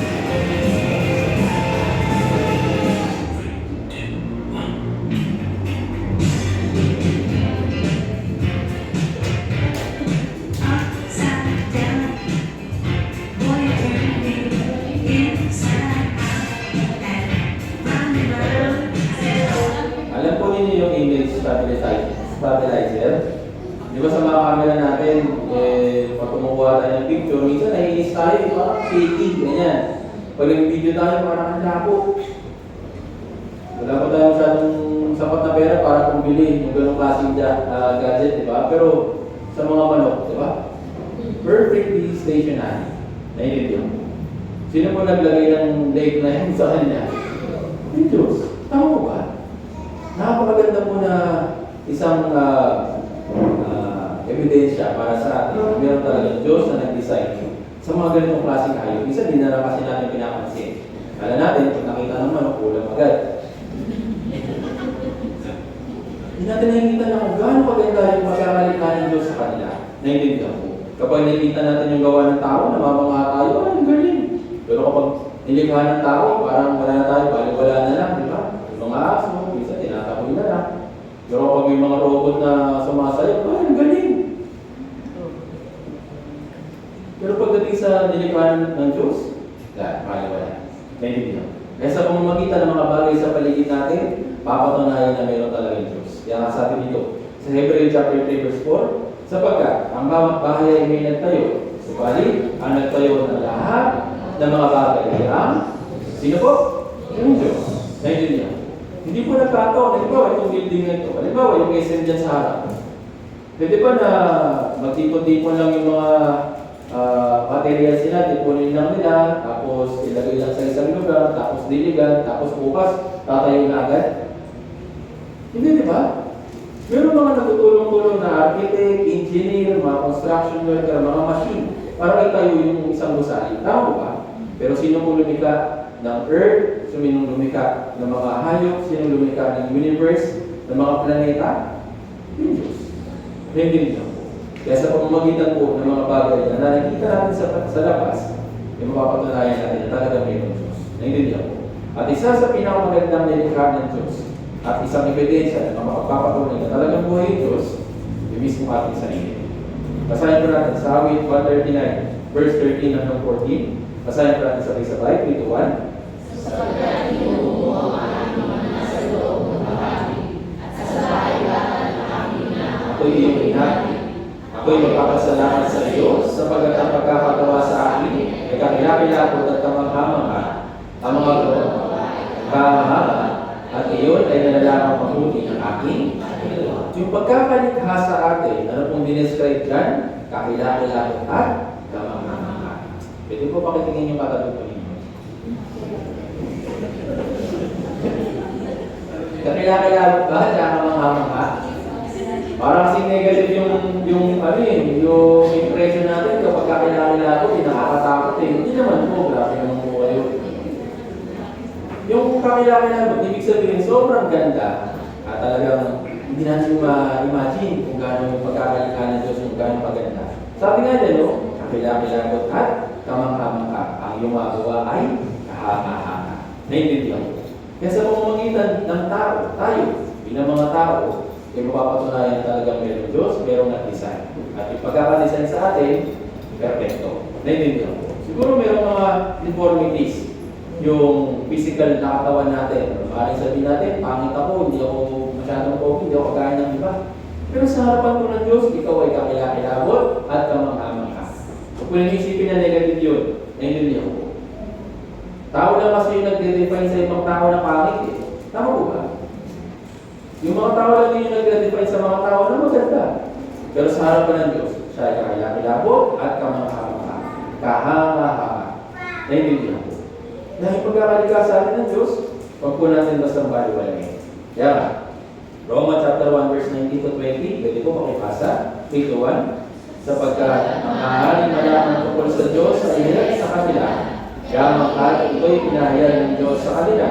Wala kang nalikinan sa liputan, ang kanyang walang hanggang kapangyarihan at pagka-Diyos. Bagaman hindi na ikita, ay naunawaan at nakita sa pamamagitan ng mga bagay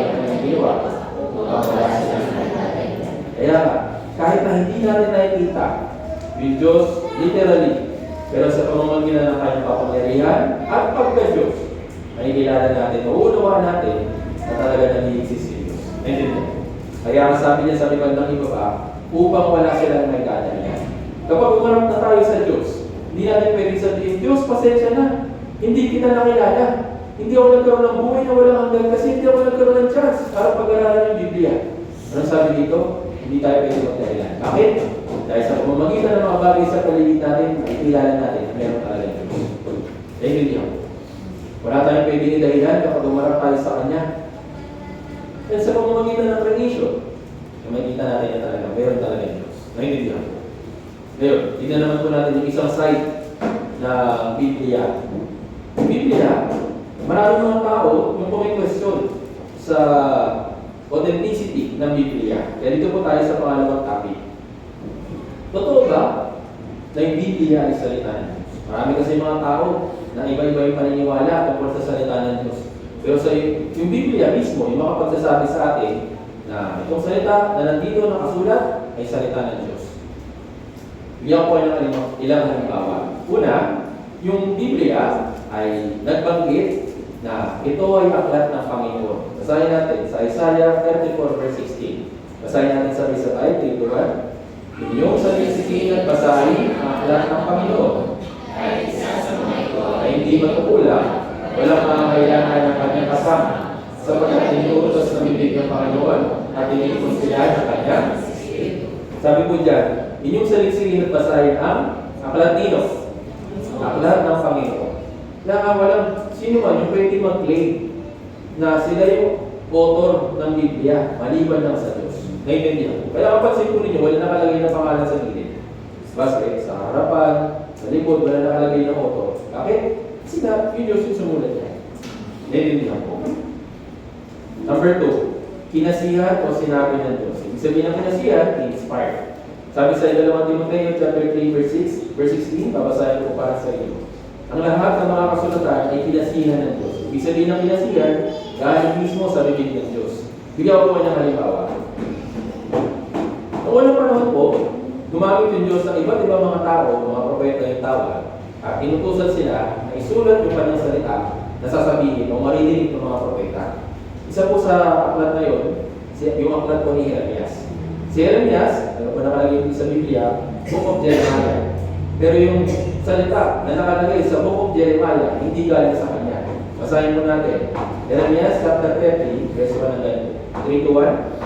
Ang salita na tumating kay Jeremias mula sa Panginoon na sinasabi, ganito ang sabi ng Panginoon ng Diyos sa Israel, isulat mo sa isang aklat ang lahat ng mga salita na aking sinabi sa iyo. So si Propeta Jeremias, inutusan ng Diyos na isulat kung ano sasabihin niya. Naintindihan po. Para mas madali natin maintindihan. Sorry. Para mas madali natin maintindihan. Diba si PBM, gusto niyang magpahatid ng balita sa lahat ng mga tao sa Pilipinas. Ano gagawin ni PBM? Pupunta siya sa Quezon, Visayas, Mindanao para balita yung mensahe na gusto niyang sabihin. Hindi, diba? Ano gagawin niya? Sino yung papatawag niya? Yung mass media, tama po ba? Yung mga reporter, writer, para kapag nagsalita siya, kahit nasa isang lugar lang siya, i-broadcast ng mga media, yung mga reporter, yung mga writer. Tama po ba? Para makarating yung mensahe sa iba't ibang parte ng Pilipinas. Naintindihan po. Same din. Yung mensahe na nagagaling kay writer o kaya nagagaling kay media, hindi po yung galing sa salita niya. Kung ibinabalita lang nila, kung ano yung sinabi ni BBM. Naintindihan po. Kaya mas sa panahon po natin ngayon, nababaluktot na nagkakaroon ng fake news. Bakit? Yung sinabi, ini-edit, binabaluktot, iniiba, tapos yun yung ilalabas sa taong bayan. Kaya nga nagkakagulo. Tama po ba? Pero yung Diyos, umami siya ng mga tao. At yung mga tao na yun na inutusan niya, eksakto lang na sinabi. Kung anong sinabi ng Diyos, yun lang isusulat nila. Kaya nga nabuo po yung Biblia. Naintindihan po. Sa Biblia, meron pong 3,800 na beses na sinabi na. Sinabi ng Diyos, sinabi ng Diyos, sinabi ng Diyos. God said. Wala pong ibang aklat yung makapagbibigay ng ganitong impormasyon bukod lang sa Biblia. Naintindihan ko. Kaya nga, yung Diyos, gumamit ng iba't ibang tao sa iba't ibang panahon para isulat yung kanyang salita. Hebrew chapter 1, verse 1 to 2. Pwede ba pwede po makibasa? 3 to 1. Noong unang panahon, ang Diyos ay nagsalita sa ating mga ninuno sa iba't ibang panahon, sa iba't ibang paraan, sa pamamagitan ng mga propeta. Sabi dito, ang Diyos ay nagsalita sa ating mga ninuno sa iba't ibang panahon. Kaya nga, yung Diyos, gumamit siya ng mga tao para isulat yung kanyang salita. Pero yung tao, may hangganan ng yung buhay nila. Tama ba? Namamatay din sila. Para ma-continue ng Diyos yung pag-i-instruct or pag-uutos sa mga tao na isulat yung Biblia, gumagamit siya ng ibang tao. Tapos kapag namatay yun, iba na naman yung gagawin niya. Naintindihan mo? Para bang lapis. Yung lapis, hindi naman na panghabang buhay natin magagamit. Tama po ba? Kapag pumupuro na, tatasahan. Tapos hanggang sa paubos ng paubos. Kapag dumating ka na dun sa tulo, hindi mo na magamit yung lapis sa tapon mo na. Tama? Kukuha ka ulit ng bagong lapis, magsusulat ka ulit. Naintindihan ko. Ganun din sa harapan ko ng Diyos. Gumamit siya ng iba't ibang tao, iba't ibang mga propeta, at sa iba't ibang panahon, tinutusan sila. Kaya napakaganda ng pagkakalikha ng Diyos dito po sa Biblia. Yung pinakaunang aklat, Genesis. Yung pinakahuling aklat, Revelation. At sinulat po yung Genesis ni Moises. At yung sinulat naman ni Apostle Juan, yung Revelations.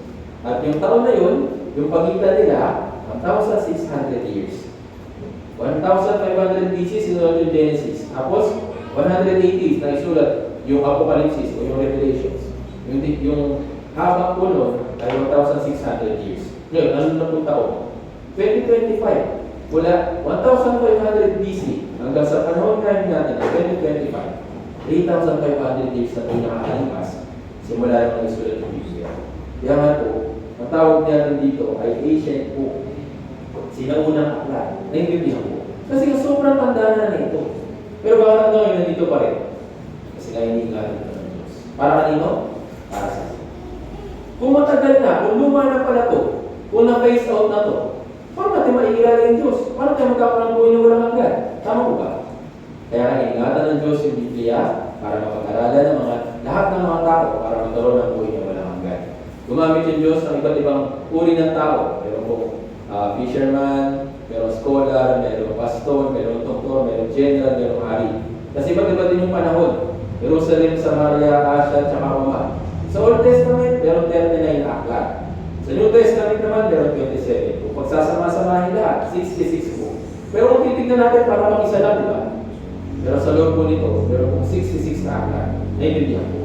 Pero yung mga tao ay maniwala. Sinabi nila, ay, ginawa lang naman ng tao, ba't kayo maniniwala din sa Biblia? Invento lang ng mga tao. Totoo naman po na tao yung sumulat. Pero yung salita na sinulat nila, hindi galing sa kanila. Naintindihan ko. Kung galing lang ito sa tao, bakit natin pag-aaralan? Bakit pa natin kakalamin? Bakit pa natin sasayangin yung oras natin? Kung tao lang pala sumulat nito, yung tao, hindi naman sigurado, sinungaling, walang katotohanan. Tama ba? Pero dahil ba yung Diyos, banal, yung Diyos ay may katotohanan at kailanman hindi siya magsisinungaling sa pamamagitan ng Biblia. Tinuruan niya, inaid niya, at inutusan niya yung mga propeta para matapos sa Biblia. Naintindihan ko. Bigyan ko lang ng isang example.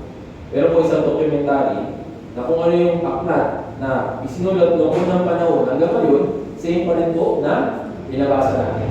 Ang Qumran ay matatagpuan mga isang milya ang layo sa gawing hilang ng kanluran ng Dead Sea. Ito ay may layo na 9 milya, timog ng Jericho at 14 na milya sa kanluran naman ng Jerusalem. Ang lugar kung saan ito matatagpuan ay tinatawag na ngayong West Bank. Ang Dead Sea ay nasa 1,300 feet below sa sea level. Ito ang pinakamababang level sa mundong ito. Kung pag-uusapan ng lugar ng Qumran, hindi maaalis sa ating natalakay ng isa sa pinakamahalagang archaeological discovery patungkol sa tinatawag na Dead Sea Scrolls. Isang araw noong 1947, may isang pastol na Bedouin ang aksidenteng nakadiskubre ng mga banga na may lamang balumbon ng kasulatan. Habang hinahanap niya ang nawawalang hayop na kanyang ipinapastol, naghagis siya ng baton sa kuweba at may narinig siyang nabasag at doon niya nakita ang mga banga. 7 balumbon ang una niyang nahanap at doon na nagsimula ang pagkadiskubre ng Dead Sea Scrolls. Napasakamay ko nalaman ang kahalagahan ng discovery nito, inisip nila na may iba pang mga balumbon sa lugar na iyon, kaya mula 1947 hanggang 1956, isinagawa ng mga dalubhasa ang masusing paghahanap sa iba pang scroll sa lugar na iyon. Nahanap nila ang mahigit 900 na scrolls mula sa 11 kuweba. Ngayon, ang mga scrolls na ito ay matatagpuan sa Israel Museum. Ang pagkaklas ng Dead Sea Scroll ay napakahalaga sapagkat ang mga ito ang magpapatotoo sa Biblia. Ito kasi ang mga sinaunang Biblia na sinulat ng mga Hudyo na siyang itinuturing na orihinal.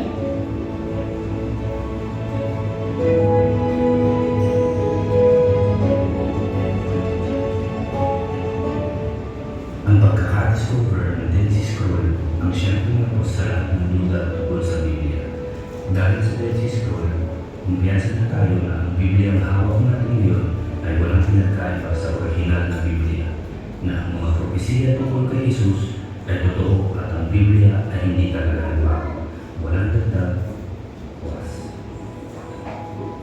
So sa pamamagitan po ng discovery po na ito, pinapatunayan sa atin na kung ano po yung sinaunang aklat na sinulat ng mga propeta, sinulat ng mga tagasunod ni Jesus, eh hanggang ngayon nababasa pa rin po natin. Kasi na ito iingatan ng Diyos. At sabi kanina, di ba? Ito yung tumakos sa mga pilosopo na nagsasabi na tao lang yung sumulat. Yes, totoo naman, tao talaga yung sumulat. Kaya ka, yung Biblia, sinulat ng aso, tapos papabasa yung sa'yo ng Diyos. Maintindihan mo ba? Hindi. Tama mo ba? Kaya natin naiintindihan, kaya natin nababasa sa language natin, meron nagtatranslate. Meron mga tao na nagtulong-tulong para ipangalap yung Ebanghelyo, ipangalap yung salita ng Diyos dito po sa Biblia. Naiintindihan ko. Pero hindi yung galing sa kanyang salita, galing sa mismong salita ng Diyos. Sabi nga kanina, sabi dito, sa number 3, ang mayangka ay ang Panginoon. Author. Nagmamayari. Sabi nga dito sa ikalawang Pedro, chapter 1, verse 20 hanggang 21, pwede po makibasa, 3-1. Una sa lahat, dapat inyong malaman ito, na walang propesiya ng kasulatan na nagmula sa pansariling pagpapakahulugan, sapagkat walang propesiya na dumating kailanman sa pamamagitan ng kalooban ng tao, kundi ang tao yung kapan ng Espiritu Santo ay nagsalita. Bakit sinabi dito una sa lahat? Kasi nga alam ng Diyos na marami mga tao na hindi magdududa or hindi maniniwala ng lubos sa papunal tungkol sa Biblia. Kaya sabi niya una sa lahat, ito yung dapat malaman ng mga tao na hindi galing sa tao yung nakalagay dito po sa Biblia. Sabi nga dito, dapat ninyong malaman ito na walang propesiya ng kasulatan na nagmula sa pansariling pagpapahulugan. Yung own understanding ng mga tao, hindi po obra sa pagkaunawa ng Diyos. Ito din po. Kasi ngayon Diyos, kung mayroong sapat na kaunungan, kaalaman sa lahat ng bagay, yung ating kaisipan, pagkaunawa, masyadong limitado lang. Sabi nga dyan, sapagkat walang propesiya na dumating, dahil man sa pamamagitan ng kalooban ng tao. Naiintindihan po. Kaya pwede tayo maniwala, pwede tayo magtiwala dito po sa Biblia. Kaya pinag-aaralan natin po ngayon, ito pong Biblia para sa buhay na walang hanggan. Ito po yung salita ng Diyos. Kaya hanggang ngayon, yung sinaunang aklat, na kahit na libong taon na yung nakalipas, hanggang ngayon na may preserve. Meron po isang organisasyon o isang samahan na hanggang ngayon, nagtatranslate po ng Biblia. Ito po, last year pa po, September 2024. 3,756 na mga languages yung na-translate na sa Biblia. Naintindihan po. Bakit? Hanggang ngayon, pinagpapatuloy nila na i-translate yung Biblia. Imagine po ninyo, kung itong aklat ng Biblia, siguro yung mga Hebrew, o yung aklat na o yung salitang wala sa Hebreo, paano natin mababasa? Paano natin maintindihan? Naintindihan po. Pero yung Diyos, mapait, mabuti para sa atin, para tayo po mga Pilipino, maunawaan, mabasa yung Biblia, para malaman yung buhay na walang hanggan. Naintindihan? Wala pong ibang aklat, yung hanggang ngayon ay nag-i-exist.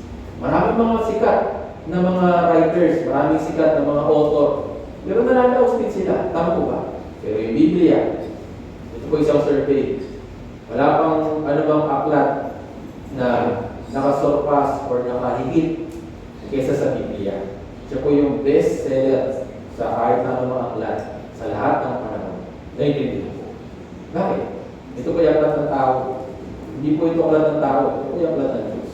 Yung mga kasama niya, kasabay niya, puro aklat ng tao. Naiintindihan po. Sabi po ni George Washington, isa po sa presidente ng Amerika, ito, hindi po ito loko-loko. Naniniwala po siya sa Diyos, naniniwala po siya sa Biblia. Kaya kasabi niya, imposible na pamahalaan yung mundo kung walang Biblia. Naiintindihan. Ito po, sikat na tao po ito, pero ganun po niya kinikilala yung Biblia. Hindi lang po siya, si William Gladstone, former UK Prime Minister. Marami siya kilala mga sikat na tao, halos 95 daw. Pero 87 sa kanila, kakasunod ng Biblia. Naiintindihan. Bakit sumusunod yung mga kilalang tao na ito sa Biblia? Kasi alam nila, mayroong masigit kasi sa kanila. Naiintindihan po. Kahit ganito po sa Pilipinas, at sa iba't parte ng mundo, kapag nanunungkulan po yung presidente nila, halimbawa sa Amerika, bago manungkulan yung kanilang presidente, nanunumpa sa Biblia. Si Barack Obama, si Donald Trump, si Joe Biden, si former President Rodrigo Duterte. Siya rin po yung nanumpa sa Biblia at yung ating current president na si BBM, bago rin siya manungkulan, nanumpa rin siya sa Biblia. Naiintindihan po. Okay, bakit bakit sila nanunumpa ng ganyan? Kasi nga alam nila na, yes, pinamamahalaan lang nila ay bansa na kung saan sila nakatira. Pero yung Diyos, alam nila na siya namamahala sa lahat. Naiintindihan. Kung wala yung Biblia, hindi nila mapapahalaan ng maayos yung kanilang mga bansa. Kaya halos po lahat ng mga batas na pinapatupad sa panahon ko natin ngayon, may pasihan tungkol sa Bible. Yung tungkol sa papatay, yung huwag papatay, saan galing yun? Naisip ba ng tao na gagawin nilang batas yun kung hindi nakasulat sa Biblia? Hindi po. Tama po ba?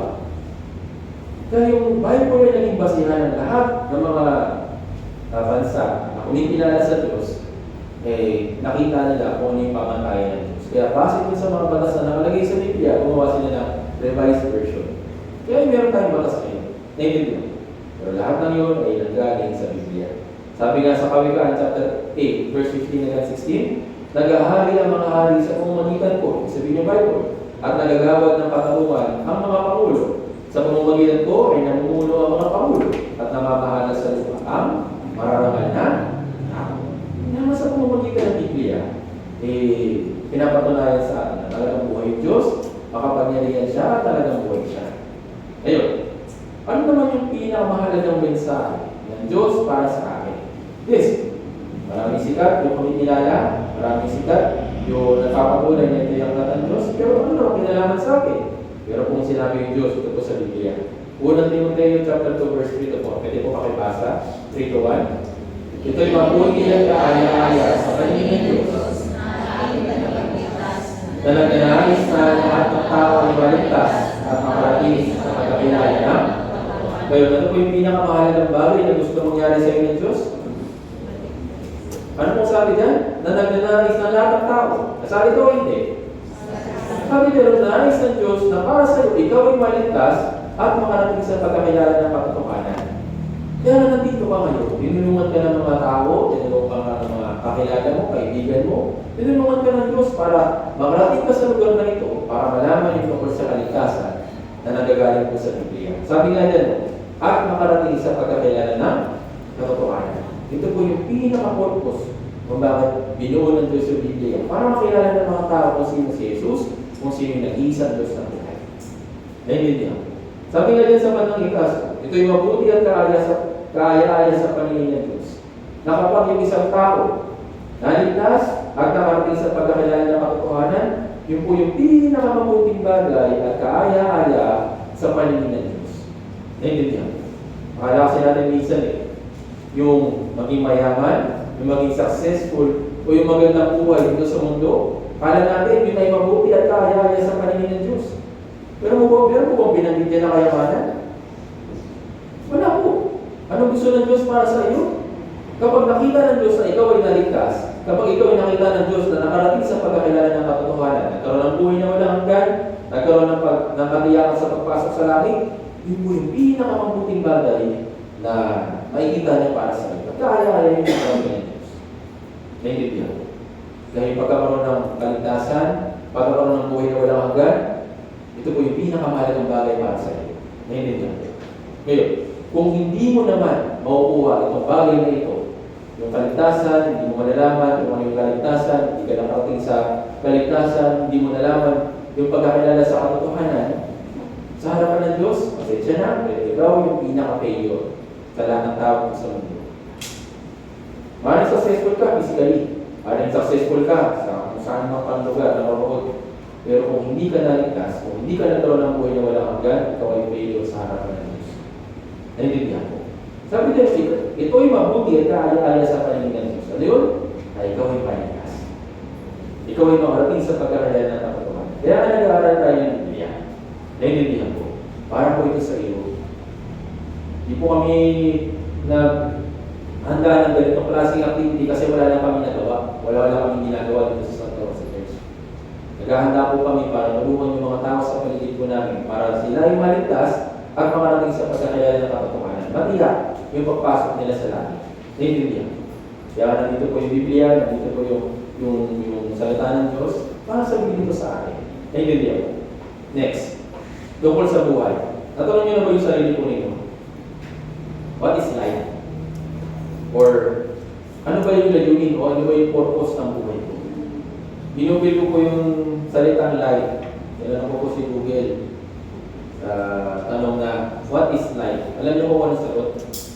Nakakatawa. Life sucks. Alam niyo po yun? Life sucks.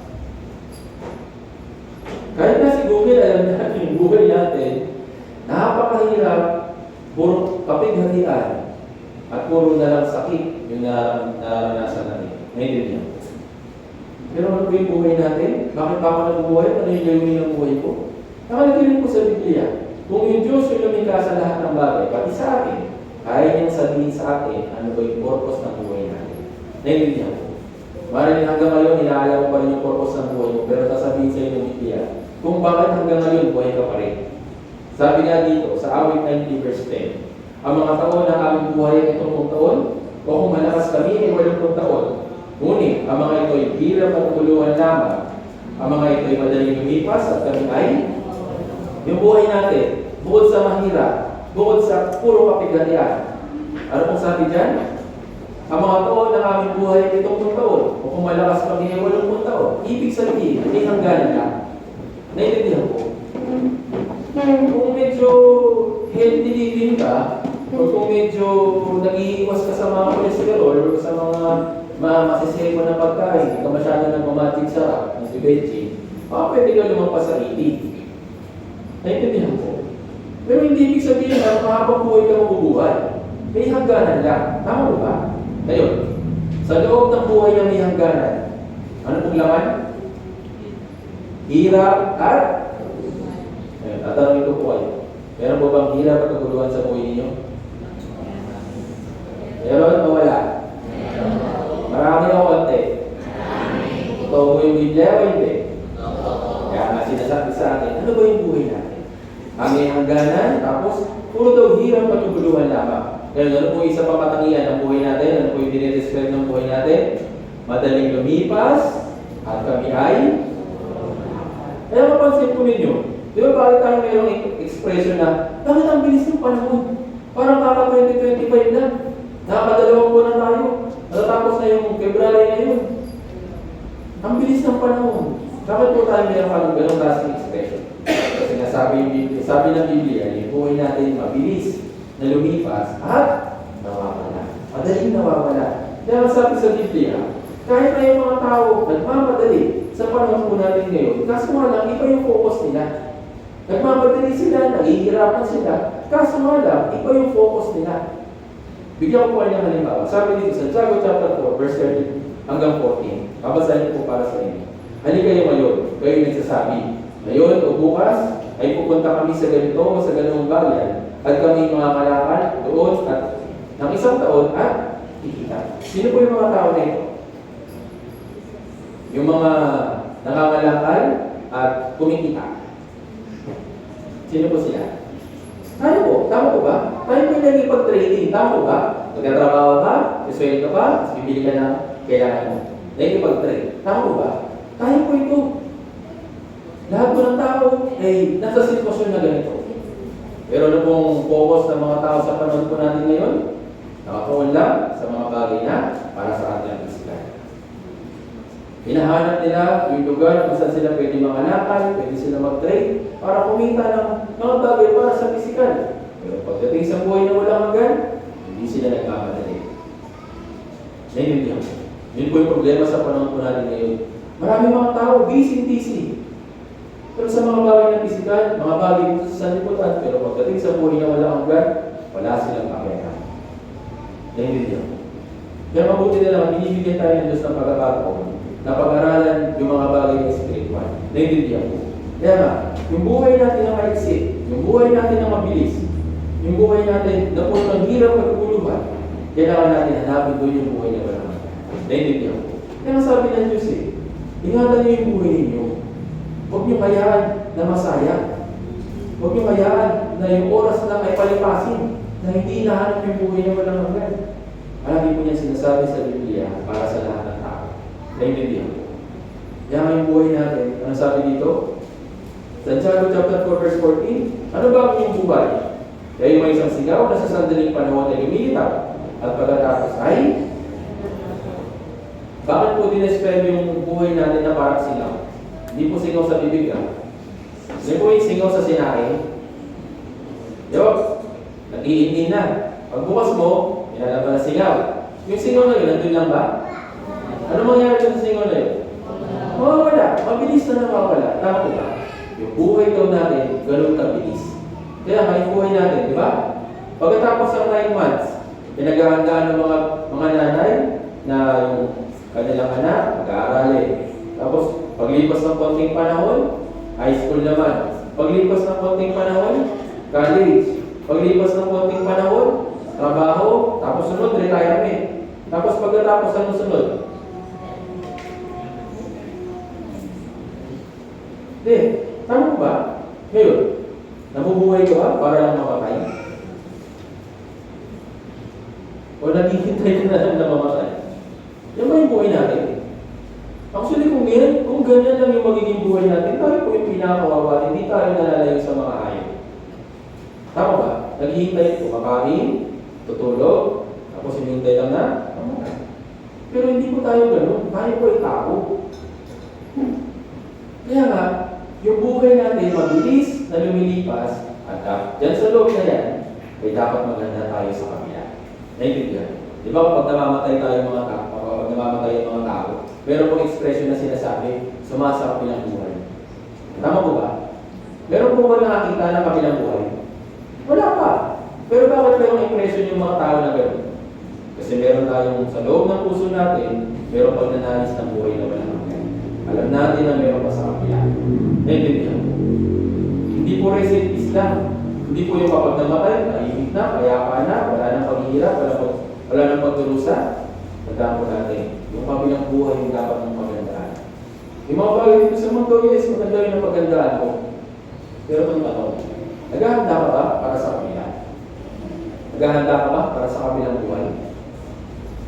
Kung hindi pa, at uubusin mo na yung oras mo sa paghahanda para sa physical, sigurado magugulat ka. Naiintindihan ko. Dahil mga tao sa panahon natin ngayon, palagi sila naghahanda.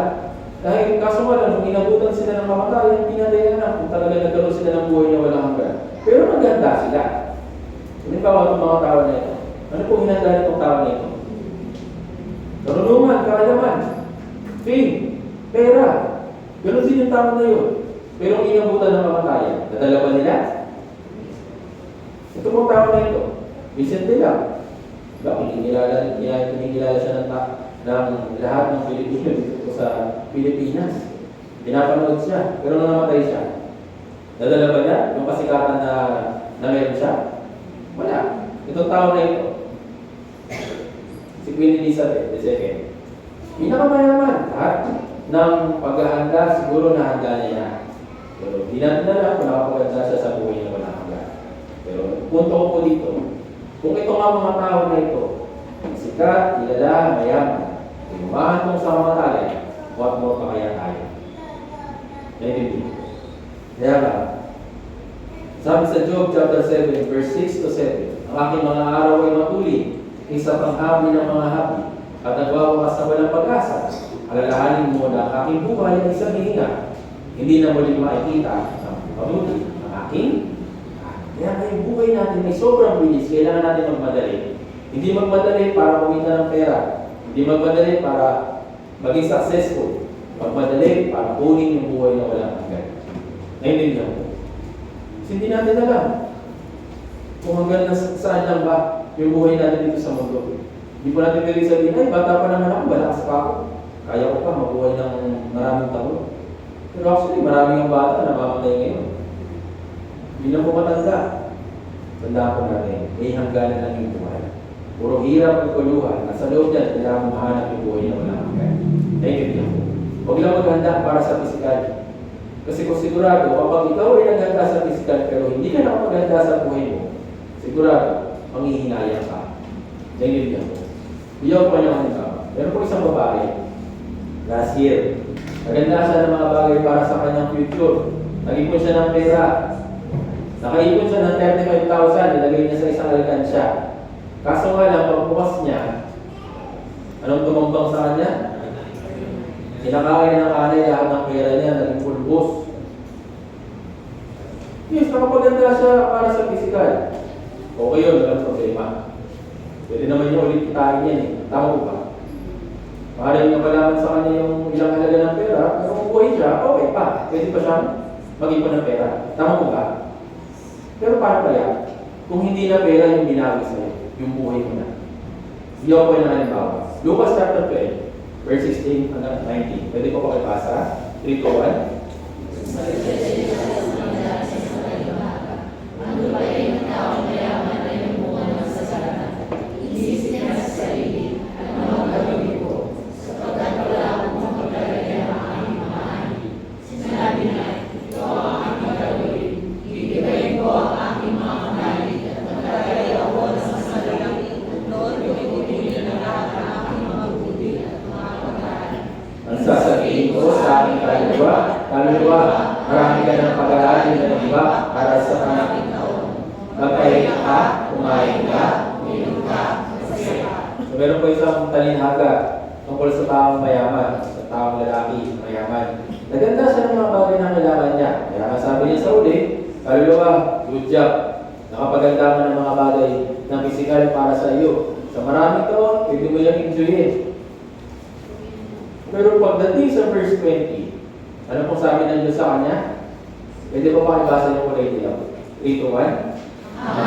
Sabihin ko ay pupuli ng iyong kaluluwa at kanino kaya mapupunta ang mga bagay na inihanda mo. Naganda siya ng mga bagay na pisikal. Naganda siya ng ibapan, yung kanyang buti, lahat maganda. Pero kapag siya naman yung kinuha, ano sabi? Pupuli ng iyong kaluluwa sa araw nito sa gawin ito. Kanino kaya pupunta ang mga bagay na inihanda mo? Kanino po? Pero sa pamilya, sa iba. Pero wala siyang magdadala sa kapila. Naiintindihan? Ito po yung punto natin dito. Yes, maganda na maganda para sa pisikal. Pero kailangan, dito sa buhay na ito ng magsik, kaunti at mabilis, dapat maganda para sa kapila. Naiintindihan po. Maganda sa kapilang buhay. Kaya sabi ng Diyos, huwag kayong magsumikap sa mga pagkain na sira. Huwag lang mag-focus sa pisikal na bagay. Yung temporary, huwag dun. Hanapin natin palagi yung buhay na wala hanggan. Kaya sabi dito sa John chapter 6 verse 27, huwag kayong magsumikap ng dahil sa pagkain na sisira, kundi dahil sa pagkain tumatagal, para sa buhay na walang hanggan, na ibibigay sa inyo ng anak ng tao, sapagkat sa kanya inilagay ng Diyos. Ama, ang kanya. Sabi ito, huwag kayong magsumikap ng dahil sa pagkain na sisira. Wala ito po. Ito yung kadalasang iniisip ninyo.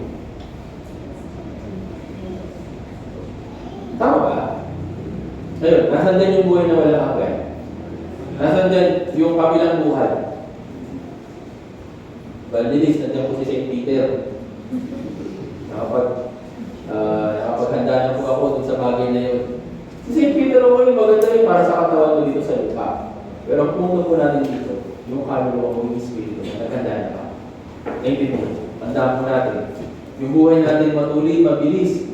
Kaya kailangan natin mabilis na maghanda para sa buhay na walang hanggan. Ganyan sinabi dito. Ecclesiastes chapter 9 verse 10, hindi magpapaalam yung mamatayan sa akin. Hindi siya nasasabihin, okay sa March 1, dadating ako sa iyo maganda ka. Hindi po siya magsasabi ng ganun. Kagaya ko na sinabi dito, kagaya ng mga isda na uhuli sa malupit na lambat at kagaya ng mga ipon na nauhuli sa bitag. Gayon, ang mga tao ay nasisilo sa masamang kapanahunan kapag biglang nahulog sa kanila. Hindi po yung magpapaalam, hindi po yung magawa rin sa akin. At dadating yung pamatayan, hindi po. Ngayon, ito po, yung mga ibon tsaka mga isda. Kung nagpaalam yung mga fishermen, tsaka yung mga manguhuli ng ibon, nagpaalam din sa mga yan, sigurado iiwas sila. Tama ba? Pero bakit sila nauhuli? Kasi hindi nila alam yung kapanahunan. Hindi nila alam na yung buhay nila nasa bingit na ng kamatayan. Nakaprepare na. Sila lang ba? Nasa ganitong sitwasyon?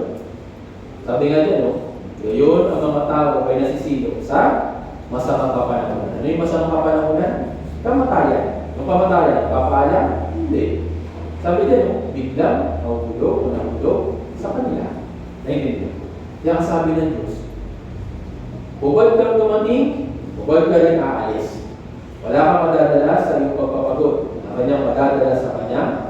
Kaya napansin po ninyo, yung damit namin may bulsa. Yung katawan natin may bulsa ba? Bakit walang bulsa? Kasi wala ka namang madadala dyan, wala kang itatago dyan. Tama ko ba? Isang bagay lang po yung kailangan natin pagandaan yung dapat makuha ng ating espiritu. Ito po yung buhay na walang hanggan. Yun lang yung madadala mo sa kapila. Naintindihan po. Kaya huwag lang tayo mag-settle. Na kapag namatay, wala na, okay na, tapos na. Tandaan po natin na hindi po ito yung katapusan ng buhay natin. Hindi naman ito yung katapusan ng buhay natin. Ito ba yung katapusan ng buhay ko? Kapag namatay na ako, kapag nagpantay na yung ako, tapos na. Ngayon, tatanungin ko po kayo. Anong inaalala mo ngayon? Tanungin mo sarili mo. Ano yung inaalala mo ngayon? Bago ka dumating?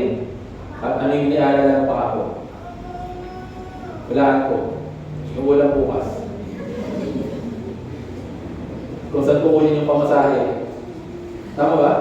Ano oras ako mag-iisip para makaprepare? Tama mo ba? Yan po yung iniisip natin. Kahit sa oras na ngayon. Kung lagi natin pinag-iisipan. Yung mga bagay para sa katawan. Pero, naisip mo ba yung mga bagay para sa espiritu? Nagana natin. Hindi lang po tayo katawan. Hindi lang tayo physical body na sa mundo ito. Pero kung espiritu sa loob natin, ito po yung mahalaga sa paningin ng Diyos. Yun, bago natin pag-aaral ng espiritu, alamin muna natin kung saan ba tayo nagsimula. Sabi sa Genesis chapter 2 verse 7, at nilalang ng Panginoong Diyos ang tao mula sa alabok ng lupa at hinihingahan ang mga butas ng kanyang ilong ng hininga ng buhay. At ang tao ay naging buhay na kaluluwa katawan. Sabi dito, kaluluwa. Ibig sabihin, tayo po sa harapan ng Diyos, mga spiritual being, hindi na po tayo physical. Naintindihan?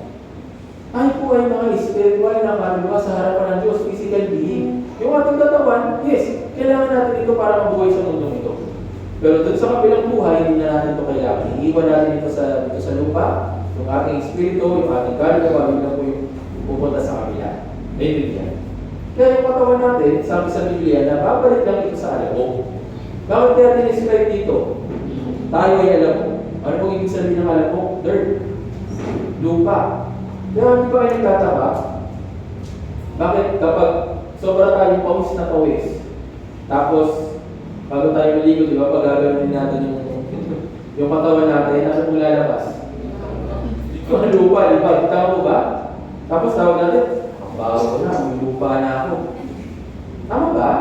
Bakit? Kasi nga tayo ay galing sa alam. Kaya nga, ayon sa science, karamihan sa mga elements na matatagpuan sa lupa, matatagpuan din sa ating katawan. Halimbawa yung calcium.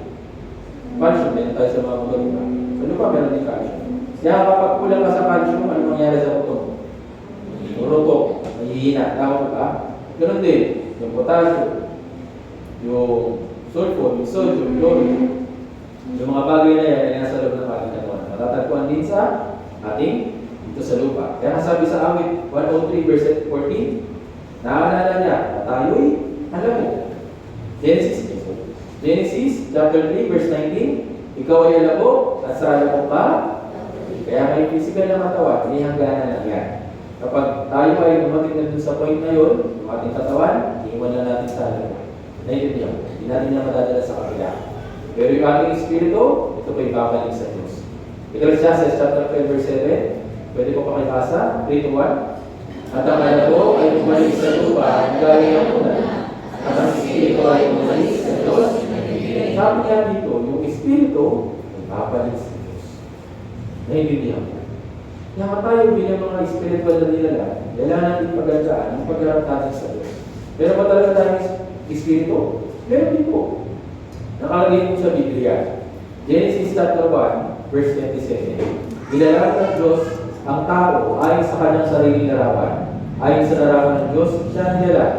Sila ay kanyang nilalang at babae. Sabi dito, larawan ng Diyos, siya ang nilalang. Ano po may larawan ng Diyos?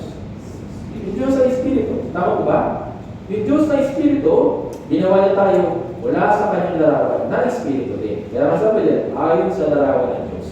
Kaya nga tayo po yung mga spiritual na nila, spiritual being sa harapan ng Diyos. Isa pa, sa Kanaya, chapter 12 verse 1, ganito ang sabi ng Panginoon, na naglatag ng langit at nagtatag ng lupa, at lumikha ng Espiritu ng loob ng tao sa loob. Kaya nga, meron po tayong Espiritu sa loob natin.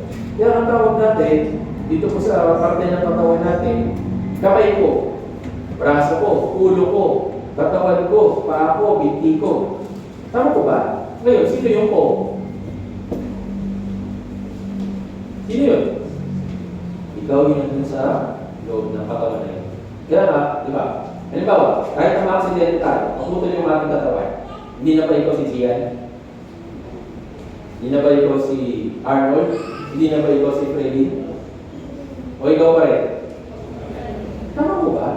Kaya kahit naman, wala yung anong katawan natin, nandun pa rin tayo kasi nga tayo yung mga spiritual na nilala. Naintindihan ko. At sabi nga dito, at lumikha ng Espiritu sa loob niya. Kaya ang sabi ng Diyos, ingatan natin yung ating katawan, kaluluwa at Espiritu. Sabi diyan, yung pakabanalin nawa kayong lubos mismo ng Diyos ng kapayapaan at ang inyong Espiritu, kaluluwa at katawan ay ingatang buo na walang kapintasan sa pagdating ng ating Panginoong Yesus Cristo. Ano po yung pinakaunang nakasulat? Yung sa Korintiyaw po. Sa Korintiyaw lang. Ano po yung una? Ibig sabihin, yung pinakamahalaga. Ano po yung nasa huli? Kaya ba? Yes, mahalaga yung katawan.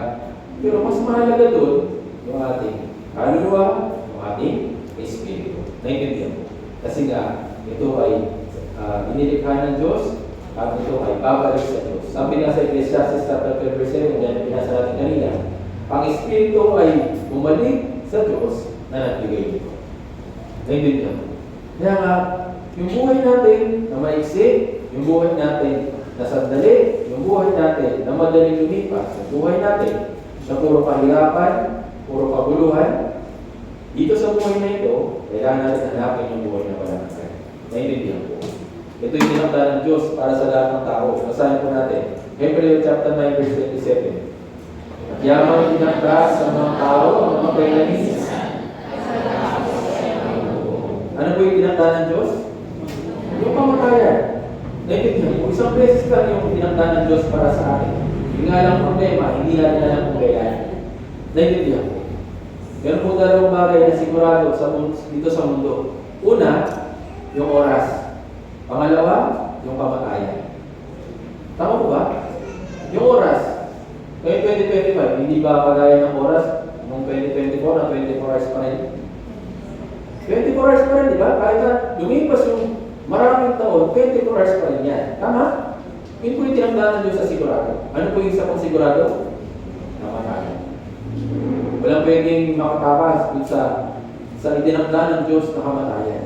Lahat tayo yung mamatay at kailangan sa pagkatapos dito, may pag-upo. Tandaan po natin, yung Espiritu na nasa loob natin, haharap sa Diyos balang araw. Dapat ka maghanda. Naintindihan mo? Kaya ang sabi niya, di ba? Kaya binasa natin, yung purpose ng ating Bible study na ay para sa buhay ng walang hanggan. Bakit? Kasi ito'y utos ng Diyos para sa iyo. Pwede mo pa ibasa? Ito po sa John chapter 12, verse 50, 3 to 1. Nalalaman ko na ang utos ay buhay ng walang hanggan. Kaya ang mga bagay na sinasabi ko ay aking sinasabi para sa kanyang. Sabi dito, utos ay buhay ng walang hanggan. Yes, marami tayong mga bagay na ginagawa dito sa mundo. Pero higit sa lahat, anong inutos ng Diyos? Buhay na walang hanggan. Naintindihan ko. Hindi ka tatanungin ng Diyos kapag ikaw namatay, kasaharap ka sa Kanya. Hindi niya tatanungin kung ilan ba yung laman ng ATM mo. Hindi niya tatanungin kung ilang bang diploma meron ka. Hindi niya tatanungin kung napag-aral mo ba yung pamilya mo, napag-aral mo ba yung mga kakilala mo, kung natulungan mo ba sila, ganyan. Hindi ko niya tatanungin yun. Ang tatanungin niya, asan na yung buhay na wala hanggan na inutos ko sa iyo na nandun mo sa lupa? Paano pag wala tayo maibigay? Sasabihin natin, Diyos, pasensya na. Busy kasi ako dun eh. Marami akong ginawa, marami akong nakilala, marami akong naging pagkakabalahan nung nasa lupa ako. Kaya pasensya na. Hindi ko nadala, hindi ko nahanap yung buhay na walang hanggan. Ano sasabihin ng Diyos sa akin? Binigyan kita ng oras, binigyan kita ng lakas, binigyan kita ng resources, may nag-invite sa'yo, pero hindi mo hintindi. Tandaan natin, yung utos ay buhay na walang hanggan. Naintindihan mo? Ito po'y para sa inyo. Para makapaganda tayo sa harapan ng Diyos bago tayo humarap sa Kanya. Bago po tayo magtapos, pwede po pakibasa dito po sa verse po na ito. Amos chapter 4, verse 12. 3 to 1. Malakas pagsalubong sa iyong Diyos. Darating yung time na nakaharap ka sa Kanya. Sasalubungin mo siya. Dapat handa ka. Ano po yung dapat na pagandaan? Buhay na walang hanggan. Naintindihan po.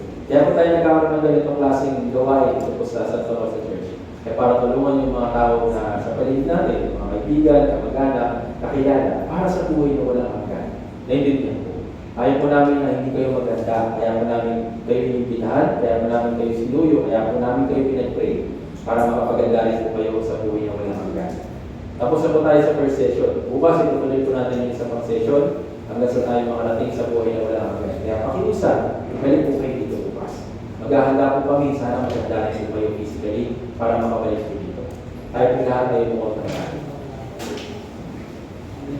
Banal at mahabag namin ng Diyos, nagpapasalamat po kami sa pagkakataon na pinibigay po sa amin para sa buhay na walang hanggan na pinag-aralan po namin ngayon at nalaman po namin dito po sa Biblia.